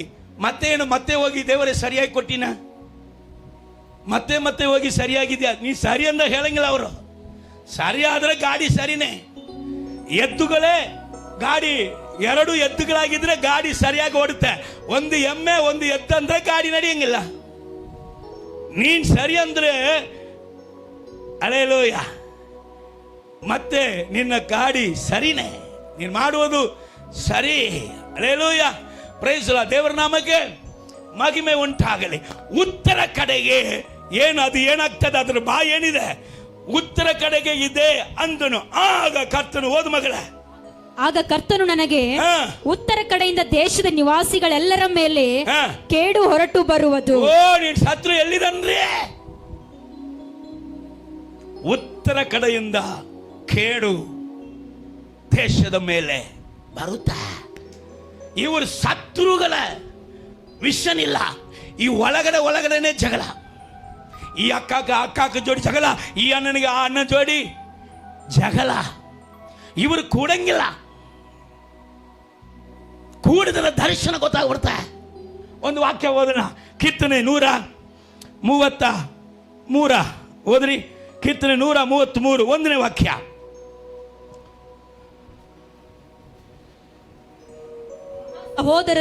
ಆಗ ಸಹೋದರರು ಒಂದಾಗಿರುವುದು ಎಷ್ಟೋ ಒಳ್ಳೆಯದು. ಗಮನಿಸಿರಿ, ಆಗ ಸಹೋದರರು ಒಂದಾಗಿರುವುದು ಎಷ್ಟೋ ಒಳ್ಳೆಯದು, ಎಷ್ಟೋ ರಮ್ಯವಾದದ್ದು. ಹಲ್ಲೆಲೂಯಾ. ಇಲ್ಲಿ ಗಮನಿಸು, ಸಭೆಯ ಗಮನಿಸು. ನಿನ್ ಸಹೋದರರು ಒಂದಾಗಿ ಇಲ್ಲದೆ ಹೋಗಿದ್ರೆ ನಿಮಗೆ ಒಳ್ಳೆಯದಲ್ಲ, ನಿಮಗೆ ರಮ್ಯ ಇಲ್ಲ. ಸೊ ನಾನು ಕೆಲವಂತ ಯೂಟ್ಯೂಬಲ್ಲಿ ಕೇಳ್ತೀನಿ, ನಿಮ್ಮ ಹತ್ರ ಕೇಳಿದ್ರೆ ನೀವು ಜಗಳಕ್ಕೆ ಬರ್ತೀರಾ. ಕೆಲವೊಂದು ಸಹೋದರಿಗಳನ್ನ ನಾನು ಕೇಳಿಕೊಳ್ತೇನೆ, ನಿನ್ನ ಗಂಡನು ಅವರ ಸಹೋದರರು ಒಂದಾಗಿ ಇರುವುದನ್ನು ಅವರು ಒಂದು ವೇಳೆ ಜಗಳ ಆಡಿ ಅಗಲಿದ್ರೆ, ನಾನು ನಿಮಗೆ ಇದೀನ್ರಿ, ಜಗಳ ಮಾಡ್ರಿ, ಅವನು ಮಾಡಿದ್ರೆ ಏನಾಯ್ತ್ರಿ, ನಾನು ಇದೀನ್ರಿ. ಅಲ್ಲೇಲೋಯ, ಇಂದ ಸಪೋರ್ಟ್ ಮಾತು ಕೊಡಬೇಡ. ಕೆಲವರು ಒಂದಾಗಿದ್ದವ್ರನ್ನ ಅಗಲಿಸಿದವರೇ ಇವರೇ. ನೀವಲ್ಲ, ಸತ್ಯವಾಗಿ ಏನಾದರೂ ಬಡಿಯಕ್ಕೆ ಬರ್ತೀರಾ ಮತ್ತೆ. ಅಲ್ಲೇಲೋಯ, ಸ್ತೋತ್ರ. ಚೆನ್ನಾಗಿ ತಿಳ್ಕೊಳ್ರಿ. ಒಂದು ವೇಳೆ ಅವರು ಅಗಲಿದ್ರೆ, ಈ ಲೋಕದಲ್ಲಿ ಇರುವಂತ ಸಹೋದರನಕ್ಕಿಂತ ಆತ್ಮೀಗನು ತುಂಬ ಶ್ರೇಷ್ಠ. ನೀ ಲೋಕದವನು ಇರುವವನು, ಅವನು ಬೈಗಳ ಮಾತಾಡಿದ್ರು ನಾಳೆ ಹೋಗಿ ಅಣ್ಣ ತಮ್ಮ ಅಂತ ತಪ್ಕೊಂಡು ಉಮ್ಮ ಅಮ್ಮ ಅಮ್ಮ ಅಂತ ಮುತ್ತು ಕೊಡ್ತೀಯ. ಅದೇ ಆತ್ಮೀಗನು ಜಗಳ ಆದ್ರೆ, ನಾನು ಹೋಗ್ತೀನಿ ಅಪ್ಪ ಚರ್ಚಿಗೆ, ನಂದಾಯ್ತು, ನನ್ನ ಕುಟುಂಬ ಆಯ್ತು, ಅವ್ರಿಗೆ ನನಗೂ ಸಂಬಂಧ ಇಲ್ಲ. ದೆವ್ವ ಮಾತಿದ ಸಾರ್, ನೀನ್ ದೆವ್ವಕ್ಕೆ ಒಳಪಟ್ಟಿದೆ. ಇಲ್ಲ ಸರ್, ಯೇಸು ಕ್ರಿಸ್ತನ ರಕ್ತದಲ್ಲಿ ಸಂಪಾದನೆ ಮಾಡಲ್ಪಟ್ಟಂತ ಆತ್ಮೀಗ ಸಹೋದರನ ಪ್ರೀತಿ ತುಂಬಾ ಮುಖ್ಯ. ಅದು ರಮ್ಯವಾದದು, ಅದು ಒಳ್ಳೆಯದು. ಅದು ಇಲ್ಲದೆ ಹೋಗುವಾಗ ನಿಮಗೆ ಒಳ್ಳೆಯದಲ್ಲ. ದಯವಿಟ್ಟು ನನ್ನ ಸಮಿಶ್ರಿ, ನಿಮಗೆ ಒಳ್ಳೆಯದಲ್ಲ. ಸತ್ಯವೇದ ಹೇಳುತ್ತೆ, ನೀ ನನ್ನ ಸತ್ಯ ವೇದವನ್ನ ಮರೆತಿ ನಾನು ನಿನ್ನ ಮಕ್ಕಳನ್ನ ಮರೆತೇನೆ. ನಿಮ್ಮ ಮಕ್ಕಳಿಗೂ ಒಳ್ಳೆಯದಲ್ರಿ, ನಿಮ್ಮ ಕುಟುಂಬದ ಕೈಯಿನ ಪ್ರಯಾಸಕ್ಕೆ ಒಳ್ಳೆಯದಲ್ರಿ, ನಿಮ್ಮ ಆರೋಗ್ಯಕ್ಕೆ ಒಳ್ಳೆಯದಲ್ರಿ. ಸಹೋದರಿಗಳು ಅದಕ್ಕೋಸ್ಕರ ಮೊಣಕಾಲು ಹಾಕಿ ಅಳಬೇಕು. ಒಂದು ವೇಳೆ ಸಹೋದರ ಒಳಗಡೆ ಸೈತಾನು ಬಿರುಕನ್ನ ಉಂಟು ಮಾಡಿದ್ರೆ, ಅಪ್ಪ ಇವರು ಹೆಂಗಾದ್ರೂ ಕೂಡಬೇಕಂದ ಅಳಬೇಕು, ಪ್ರಾರ್ಥನೆ ಮಾಡಬೇಕು, ಒಂದಾಗಿ ಕೂಡಿಸ್ಬೇಕು. ಅವಾಗ ದೇವರ ವಾಕ್ಯ ಹೇಳುತ್ತೆ, ಸಹೋದರರು ಒಂದಾಗಿರುವುದು ಎಷ್ಟೋ ಒಳ್ಳೆಯದು. ಹೇಳ್ರಿ, ಎಷ್ಟೋ ಅದು ರಮ್ಯವಾದದ್ದು, ಅದು ಕುತೂಹಲ, ಅದು ಕೊಂಡಾಟ, ಅದು ಸಂತೋಷ, ಅದು ಆನಂದ, ಅದು ಆಶೀರ್ವಾದ. Hallelujah, praise the lord. ದೇವರ ನಾಮಕ್ಕೆ ಮಹಿಮೆ ಉಂಟಾಗಲಿ. ಶತ್ರು ಉತ್ತರ ಕಡೆಯಿಂದ ಬಂದು ದೇಶವನ್ನು ಹಾಳು ಮಾಡ್ತಾನೆ. ನೀನು ಎಲ್ಲಿ ಯುದ್ಧ ಮಾಡ್ತೀ? ಯುದ್ಧ ವೀರನೇ, ನಿನ್ನ ಯುದ್ಧ ಯಾರ ಸಂಗಡ? ನಿನ್ನ ದೃಷ್ಟಿ ಎಲ್ಲಿದೆ? ಯಾರ ಸಂಗಡ ಯುದ್ಧ ಮಾಡ್ತಾ ಇದ್ದೀ? ಯಾರನ್ನ ವೈರಿಯಾಗಿ ಇಟ್ಕೊಳ್ತಾ ಇದ್ದೀ? ಯಾರ ಮುಂದೆ ಚಾಲೆಂಜ್ ಮಾಡ್ತಾ ಇದ್ದೀ? ಯಾರ ಮುಂದೆ ನಡೆದು ತೋರಿಸ್ಬೇಕಂತ ಇದ್ದೀ? ವೈರಿ ಅಲ್ಲಿ ಉತ್ತರ ಕಡೆಯಿಂದ ಬರ್ತಾನಪ್ಪ, ಅವನನ್ನ ನೀನು ಗುರುತಿ ಇಡಲೇಬೇಕು. ಗುರುತು ಇಟ್ಟವನಿಗೆ ಅಲ್ಲಿ ದೇವರು ಹೇಳುತ್ತಾರೆ, 19ನೇ ವಾಕ್ಯ ಓದಮ್ಮ. 19ನೇ ವಾಕ್ಯ, ಅವರು ನಿನಗೆ ವಿರುದ್ಧವಾಗಿ ಯುದ್ಧ ಮಾಡುವರು, ಆದರೆ ನಿನ್ನನ್ನು ಸೋಲಿಸಲಾಗುವುದಿಲ್ಲ. ಆದರೆ ದೃಷ್ಟಿ ದೇವರ ಮೇಲೆ ಇಟ್ಟವನೇ, ಆತ್ಮೀಗ ದೃಷ್ಟಿಯುಳ್ಳವನೇ, ನಿನ್ನನ್ನ ಆ ಶತ್ರು ಸೋಲಿಸುವುದಕ್ಕೆ ಸಾಧ್ಯವಿಲ್ಲ. ಕರಗಳ ತಟ್ಟಿ ಜೋರಾಗಿ ಪರಲೋಕ ದೇವರಿಗೆ ಘನತೆ ಉಂಟಾಗುವಂತೆ ಜೋರಾಗಿ ಕರಘೋಷಗಳನ್ನ ತಟ್ಟಿ ಕರ್ತನಿಗೆ ಸ್ತೋತ್ರ ಮಾಡಿ. ಆ ಶತ್ರು ನಿನ್ನನ್ನು ಸೋಲಿಸುವುದಿಗೆ ಆಗುವುದಿಲ್ಲ. ನಿನ್ನನ್ನು ಉತ್ತರಿಸಲು ನಾನೇ ನಿನ್ನೊಂದಿಗಿರುವೆನು. ಇದು ಯೆಹೋವನಾದ ನನ್ನ ಮಾತು. Praise the lord. ದೇವರ ನಾಮಕ್ಕೆ ನಿನ್ನನ್ನು ಉತ್ತರಿಸಲು ಯಾರ ಸಂಗಡ? ದೃಷ್ಟಿ ದೇವರ ಮೇಲೆ. ಹಲ್ಲೆಲೂಯ. ನಮ್ಮ ಕಣ್ ತೆರೆಯಲ್ಪಡಬೇಕು, ನಮ್ಮ ಆತ್ಮಿಕ ಕಣ್ಗಳು ತೆರೆಯಲ್ಪಡಬೇಕು. ಹಲ್ಲೆಲೂಯ. ನಾವು ಮನುಷ್ಯರನ್ನ ನೋಡಿ ನಡೆಯುವವರಾಗಿರಬಾರದು. ನಮ್ಮಲ್ಲಿ ನಂಬಿಕೆಯನ್ನು ಹುಟ್ಟಿಸಿದವನು ಪೂರೈಸಿದವನ. ಈಗ ಯೇಸುಸ್ವಾಮಿ ಒಂದು ಕೆಲವು ಕಾರ್ಯಗಳು ಹೇಳಿ ಮುಗಿಸಿಬಿಡ್ತೇನೆ. ಯೇಸುಸ್ವಾಮಿ ಮಾರ್ಕ ಸುವಾರ್ತೆ 6ನೇ ಅಧ್ಯಾಯ ಇರ್ಬೋದಂತ ಅನಿಸ್ತದೆ. ಮಾರ್ಕ ಸುವಾರ್ತೆ ಐ ಥಿಂಕ್ 8ನೇ ಅಧ್ಯಾಯದಲ್ಲಿ 23-24ನೇ ವಾಕ್ಯದಲ್ಲಿ ಒಂದು ಕುರುಡನಿಗೆ ದೇವರು ದೃಷ್ಟಿ ಕೊಡುವಂಥ ಒಂದು ಅದ್ಭುತ ಕಾರ್ಯ ಬರೆಯಲ್ಪಟ್ಟಿದೆ. ಅವನ ಕುರುಡ, ದೇವರು ಅವನನ್ನು ಹೊರಗಡೆ ಕರ್ಕೊಂಡು ಹೋಗಿ ಅವನ ಕಣ್ಣಲ್ಲಿ ಉಗುಳಿ ಅವನ ಅಲ್ಲಿ ಕೈ ಇಟ್ಟು ಕೂಡಲೇ ಅವನು ನೋಡ್ತಾ ಇದ್ದಾನೆ. Hallelujah, praise the lord.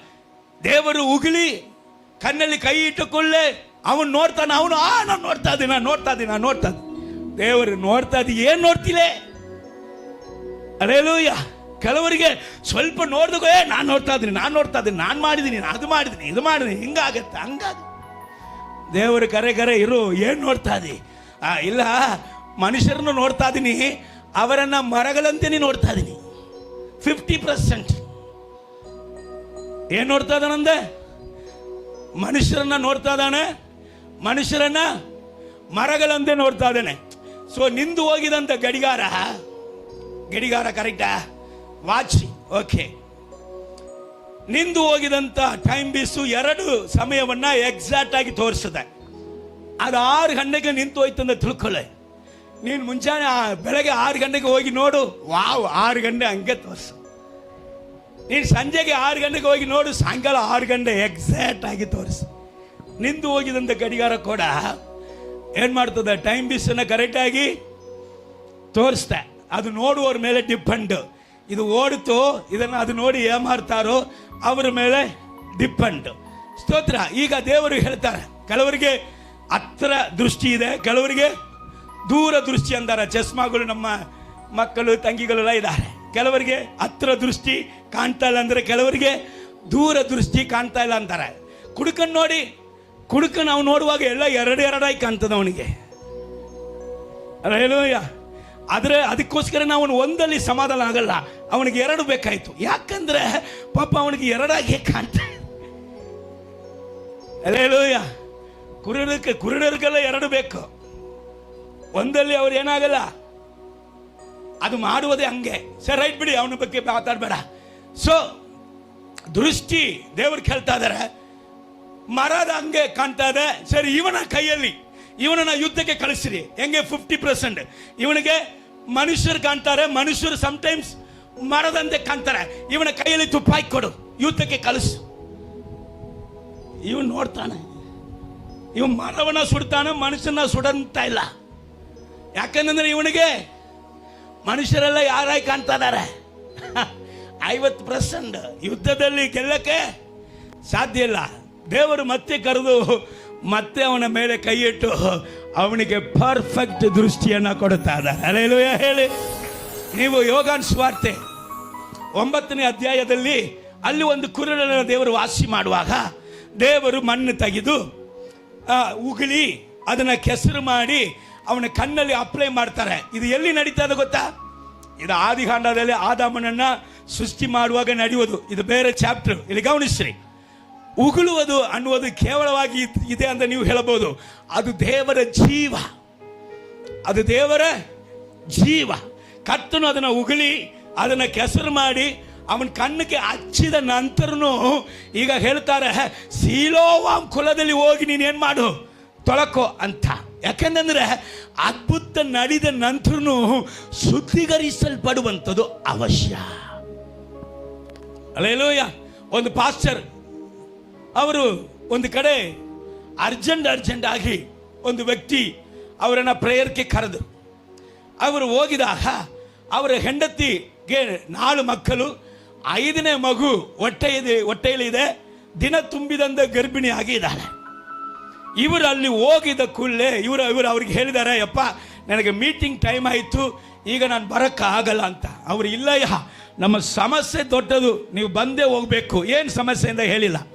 ಸರಿ, ಇವರು ಬಹಳ ಒತ್ತಾಯ ಪಡಿಸಿದಿಗೆ ಇವರು ಹೋಗಿದರು. ಅಲ್ಲಿ ಹೋಗಿದ ಕೂಡಲೇ ಅವರ ಹೆಂಡತಿಗೆ ಇವರು ಪ್ರೇಯರ್ ಮಾಡುವುದಕ್ಕೆ ಮುಂಚೆಯೇ, ನಿನ್ನ ಪಕ್ಕದಲ್ಲಿ ಒಂದು ರೂಪ, ಒಂದು ಕಪ್ಪುಗಿರುವಂಥ ರೂಪ ನಿಂದಿರುವುದನ್ನು ನೋಡ್ತಾ ಇದ್ದೀನಿ, ಇಂಥ ಸಮಯಕ್ಕೆ ಬಂದು ಅದು ನಿನ್ನನ್ನು ಕಾಡಿಸ್ತಾ ಇದೆಯಲ್ಲ ಅಂತ ಆಕೆಗೆ ಹೇಳಿದಾಗ ಆಕೆ ಓ ಅಂತ ಕಿರ್ಚಾಡಿ ಅಳುವುದಕ್ಕೆ ಚಾಲು. ಪಾಸ್ಟರ್ ಹೇಳಿ ನನ್ನ ಗಂಡನಿಗೆ, ನಾನು ಎಷ್ಟೋ ಸತಿ ಹೇಳ್ತಾ ಇದ್ದೆ, ರಾತ್ರಿ ಮಲಗುವಾಗ ಬಂದು ನಿಂತಿರ್ತದೆ, ಅದು ನನಗೆ ತ್ರಾಸು ಆಗುವಾಗ ನಾನು ಹೇಳಿದ್ರೆ ನನ್ನ ಮನೆಯಲ್ಲಿ ಎಲ್ಲರೂ ನನ್ನ ಹುಚ್ಚಿ ಅಂತ ಹೇಳ್ತಾರೆ. ನೋಡ್ರಿ ನನ್ನ ಬೆನ್ನನ್ನ ಎಷ್ಟೋ ಸತಿ ಬಡದು ಅವರ ಗಾಯದ ಗುರುತುಗಳು ಆಕೆ ಬೆನ್ನಲ್ಲಿ ಇದೆ. ಯಾಕೆ? ಗಂಡನಿಗೆ ದೃಷ್ಟಿ, ದೇವರ ದೃಷ್ಟಿ ಇಲ್ಲ. ಆಕೆ ಅದು ಬಂದು ನನ್ನ ಕಾಡಿಸ್ತಂದ ಹೇಳಿದಾಗ ಸುಮ್ಮನೆ ಯಾಕೆ ಹೇಳ್ತಾಳಂದ ಇವರು ಬಡಿದಿದ್ದಾರೆ, ಬಹಳ ಸತಿ ಬಡಿದಿದ್ದಾರೆ. ಹುಚ್ಚಾಗ್ಬಿಟ್ಟಿನಿ, ನನ್ನ ಕಣ್ಣಿಗೆ ಕಾಣ್ತಾ ಇಲ್ಲ, ನಿನಗೆ ಮಾತ್ರ ಹೆಂಗೆ ಕಾಣ್ತದೆ. ಅಲ್ಲಿ ಪಾಸ್ಟರ್ ಬಂದು ಹೇಳಿದ ಕೂಡ ಆತ್ಮೀಗ ಕಣ್ಣು ಉಳ್ಳವನಿಗೆ ಕಾಣ್ತಾ ಇತ್ತು. ಅಲ್ಲೇಲು ಅನೇಕ ಕುಟುಂಬದ ಸಮಸ್ಯೆಗಳು ಉಂಟು. ಆ ದೆವ್ವ, ಆ ಕಪ್ಪು ರೂಪ ಏನು ಬಂತು, ಈ ಮಗಳ ಹೊಟ್ಟೆಯಲ್ಲಿ 5ನೇ ಮಗುದಿಲ್ಲ, ಇದು ಕೂಸಾಗಿ ಇರುವಾಗಲೇ ಅಳಿಸಬೇಕಂತ ಬಂತಂತೆ. ಆದರೆ ದೇವರು ಅವಕಾಶ ಕೊಟ್ಟಿಲ್ಲ. ಅದು ಬೆಳೆದು ದಿನ ತುಂಬಿ ಅದು ಬಂದ್ಬಿಟ್ಟಿತ್ತು. ಆದರೆ ತ್ರಾಸ ಕೊಡ್ತಾ ಇತ್ತು. ಕೊನೆಯದಾಗಿ ಅವರು ಪ್ರಾರ್ಥಿಸಿ ಆ ರೂಪವನ್ನ ಅವರು ಗದರಿಸಿದಾಗ ಆ ಮನೆ ಬಿಟ್ಟು ಓಡಿಸಿ ಆ ಮನೆಗೆ ಸಮಾಧಾನ ಕೊಟ್ಟು ಬಂದರು. ಒಂದು ಸಹೋದರಿ ತನ್ನ ಮಗನಿಗೆ ಹುಡುಗಿ ನೋಡಿ ಪಾಸ್ಟರ್ ಹತ್ರ ಬಂದು, ಪಾಸ್ಟರ್ ಈ ಹುಡುಗಿಯನ್ನ ನನ್ನ ಮಗನಿಗೆ ಮದುವೆ ಮಾಡ್ಬೋದಾ, ಸ್ವಲ್ಪ ನೋಡಿ ಅಂತ ಹೇಳಿದಾಗ ಇವರು ಹುಡುಗಿ ಫೋಟೋ ನೋಡುವಾಗ ದೇವರು ಹೇಳ್ತಾ ಇದ್ದಾರೆ, ತನ್ನ ಮಗನಿಗೆ ಮದುವೆ ಮಾಡಬೇಕಂತ ಬಂದಿದಲ್ಲ, ಆಕೆ ಹೊಟ್ಟೆಯಲ್ಲಿ ಕ್ಯಾನ್ಸರ್ ಇದೆ ಹೇಳಿ ಆಕೆಗೆ ಅಂತ. ಆಕೆ ಗರ್ಭಕೋಶದಲ್ಲಿ ಟ್ಯೂಮರ್ ಇದೆ, ಕ್ಯಾನ್ಸರ್ ಗಡ್ಡೆ ಇದೆ ಹೇಳಿ. ಇವರು ಅವರಿಗೆ ಹೇಳಿದ್ದಾರೆ, ಯಮ್ಮ ನಿನ್ ಮಗನಿಗೆ ಮದುವೆ ಮಾಡಕ್ಕೆ ಬಂದಿ, ಅದರ ಸೈತಾನು ಮದುವೆ ಅಂತ ನಡೆಯುತ್ತೆ, ನೀನು ನೋಡಬಾರದು, ನಿನ್ನನ್ನು ಕೊಲ್ಲಬೇಕಂದ ಸೈತಾನು ನಿನ್ನ ಹೊಟ್ಟೆಯಲ್ಲಿ ಕ್ಯಾನ್ಸರ್ ಗಡ್ಡೆ ಇಟ್ಟಾನೆ. ಆ ಸಿಸ್ಟರ್ ನಂಬಲೇ ಇಲ್ಲ. ಸರ್ ಅಂತ ಒಂದು ಗುರುತೇ ಇಲ್ರಿ, ಹೆಂಗ್ರಿ ನಾನು ಇದ್ರಿಗೆ ಒಳ್ಳೆ ಕಾರ್ಯಕ್ಕೆ ಶುಭ ಕಾರ್ಯಕ್ಕೆ ಬಂದಾಗ ನೀವು ಹಿಂಗ್ ನನಗೆ ಮಾತಾಡಿದಿ ಹೆಂಗೆ ಅಂತ ಹೇಳಿದಾಗ, ಹೋಗಿ ಡಾಕ್ಟರ್ ಹತ್ರ ಚೆಕ್ ಮಾಡು, ಅವ್ರು ಒಂದು ವೇಳೆ ಇಲ್ಲ ಅಂತ ಹೇಳ್ಬಿಟ್ರೆ ನನಗೆ ಬಂದು ಏನ್ ಬೇಕಾದ್ರೆ ನೀನು ಮಾಡು ಅಂತ. ಹೋಗಿದಾಗ ಡಾಕ್ಟರ್ಗಳು ಇವರು ಹೇಳಿದಂತ ಸ್ಥಳದಲ್ಲಿ ಚೆಕ್ ಮಾಡಿದಾಗ ಕ್ಯಾನ್ಸರ್ ಇತ್ತು. ಸ್ವಲ್ಪ ವರ್ಷದಲ್ಲಿ ಆ ಸಹೋದರಿಗೆ, ಆ ತಾಯಿಗೆ ಯೂರಿನ್ ರಕ್ತವಾಗಿ ಹೋಗುವುದಕ್ಕೆ ಚಾಲು. ಆಕೆನ ಕರೆದು ಸಭೆಯಲ್ಲಿ ಇಟ್ಟು 3 ದಿವಸ ಉಪವಾಸ ಮಾಡಿ ಪ್ರಾರ್ಥಿಸಿದಾಗ ಕರ್ತನು ಆಕೆನ ಸಂಪೂರ್ಣವಾಗಿ ವಾಸಿ ಮಾಡಿದನು. ಈಗ ಅವರು ಹೇಳಿದರು, ಹೋಗಿ ಡಾಕ್ಟರ್ ಹತ್ರ ಹೋಗಿ ಪುನಃ ಚೆಕ್ ಮಾಡಕ್ಕೆ ಹೇಳಿ. 3 ದಿವಸ ಬಿಟ್ಟು ಡಾಕ್ಟರ್ ಹತ್ರ ಚೆಕ್ ಮಾಡಕ್ಕೆ ಹೋಗಿದಾಗ ಡಾಕ್ಟರ್ ಬೈದಿದ್ದಾನೆ, ಯಮ ನಾನು ಕೊಟ್ಟಂತ ಕೋರ್ಸ್ ಅನ್ನ ಫಸ್ಟ್ ಮುಗಿಸು. 3 ದಿವಸ ಹಿಂದೆ ನಾನು ಚೆಕ್ ಮಾಡೀನಿ, ಕ್ಯಾನ್ಸರ್ ಇತ್ತು, ಎಲ್ಲ ಅದರಲ್ಲಿ ಪ್ರೂಫ್ ಇದೆಯಲ್ಲ, ರಿಪೋರ್ಟ್ ಎಲ್ಲ ತೋರಿಸ್ತಾ ಇದೆಯಲ್ಲ, ಮತ್ತೆ ಯಾಕೆ ನನಗೆ ತಗಿ ಅಂತ ಹೇಳ್ತಾ ಇದ್ದಿ ಅಂತ ಅವನು ಬೈದಿದ್ದಾನೆ. ಸಾರ್ ನಿಮಗೆ ಗೊತ್ತಿಲ್ಲ ಸಾರ್, ನಮ್ಮ ದೇವರು ಅದ್ಭುತನು ಅತಿಶಯನು, ನೀನು ಇನ್ನೊಂದು ಸತಿ ನನ್ನನ್ನು ಚೆಕ್ ಮಾಡಿ ಸಾರ್ ಅಂತ ಬಯಸ್ಕೊಂಡು ಚೆಕ್ ಮಾಡುವಾಗ ಅವನು ಸಾಕಾಗ್ಬಿಟ್ಟ. ಚೆಕ್ ಮಾಡಿ ನೋಡಿದ್ರೆ ಕ್ಯಾನ್ಸರ್ ಗುರುತೇ ಇಲ್ಲ. ಹಲ್ಲೆಲೂಯ. ದೇವರು ಇಂಥ ಸಮಸ್ಯೆಗಳಲ್ಲಿ ಇರುವಂತ ಮಕ್ಕಳ ಜೀವಿತದಲ್ಲಿ ಬಿಡುಗಡೆ ಕೊಡುವುದಿಗೆ ನಿನಗೆ ನನಗೆ ಆತ್ಮೀಗ ಕಣ್ಣು ಕೊಟ್ರೆ ನಾವು ಯಾವುದನ್ನ ನೋಡ್ತಾ ಇದ್ದೇವೆ? ಜನ ಅಳಿದೋಗುತ್ತಾ ಇದ್ದಾರೆ, ಜನರನ್ನ ಸೈತಾನ ಸಾಯಿಸ್ತಾ ಇದ್ದಾನೆ, ಜನರು ನರಕಕ್ಕೆ ಹೋಗ್ತಾ ಇದ್ದಾರೆ. ಆದರೆ ನೀವು ನಾನು ಯಾರನ್ನ ನೋಡ್ತಾ ಇದ್ದೇವೆ? ಯಾರ ಮೇಲೆ ಅಪಘಾತಗಳನ್ನ ಹೇಳ್ತಾ ಇದ್ದೇವೆ? ಯಾರ ಮೇಲೆ ಚಾಡಿ ಹೇಳ್ತಾ ಇದ್ದೇವೆ? ಯಾರ ವಿಷಯದಲ್ಲಿ ನೆಪ ಹೇಳ್ತಾ ಇದ್ದೇವೆ? ನೀನು ಯಾವ ದೃಷ್ಟಿಗೆ ಕರೆಯಲ್ಪಟ್ಟವಳು? ನೀನು ಯಾವ ದೃಷ್ಟಿಗೆ ಕರೆಯಲ್ಪಟ್ಟವನು? ಅಲಿದೋಗುವಂತ ಆತ್ಮಗಳನ್ನ ರಕ್ಷಿಸುವಂತ ದೇವರ ದೃಷ್ಟಿಗೆ ಅಲ್ಲವೋ ನೀನು ನಾನು ಕರೆಯಲ್ಪಟ್ಟವರ? ಹಲ್ಲೆಲೂಯ. ದೃಷ್ಟಿಯಲ್ಲಿದೆ, ದೃಷ್ಟಿ ಬದಲಾಗುವುದು ಅವಶ್ಯ. ಯಾವುದೇ ಕಾರಣಕ್ಕೂ ಯಾರನ್ನು ನೋಡದೆ ಯೇಸುವನ್ನು ಮಾತ್ರ ನಾನು ನೋಡುತ್ತೀನಿ ಎಂಬುದಾಗಿ ಹೇಳುವವರು ಮಾತ್ರ ಕಣ್ಣುಗಳನ್ನು ಮುಚ್ಚಿ ಹಲ್ಲೆಲೂಯ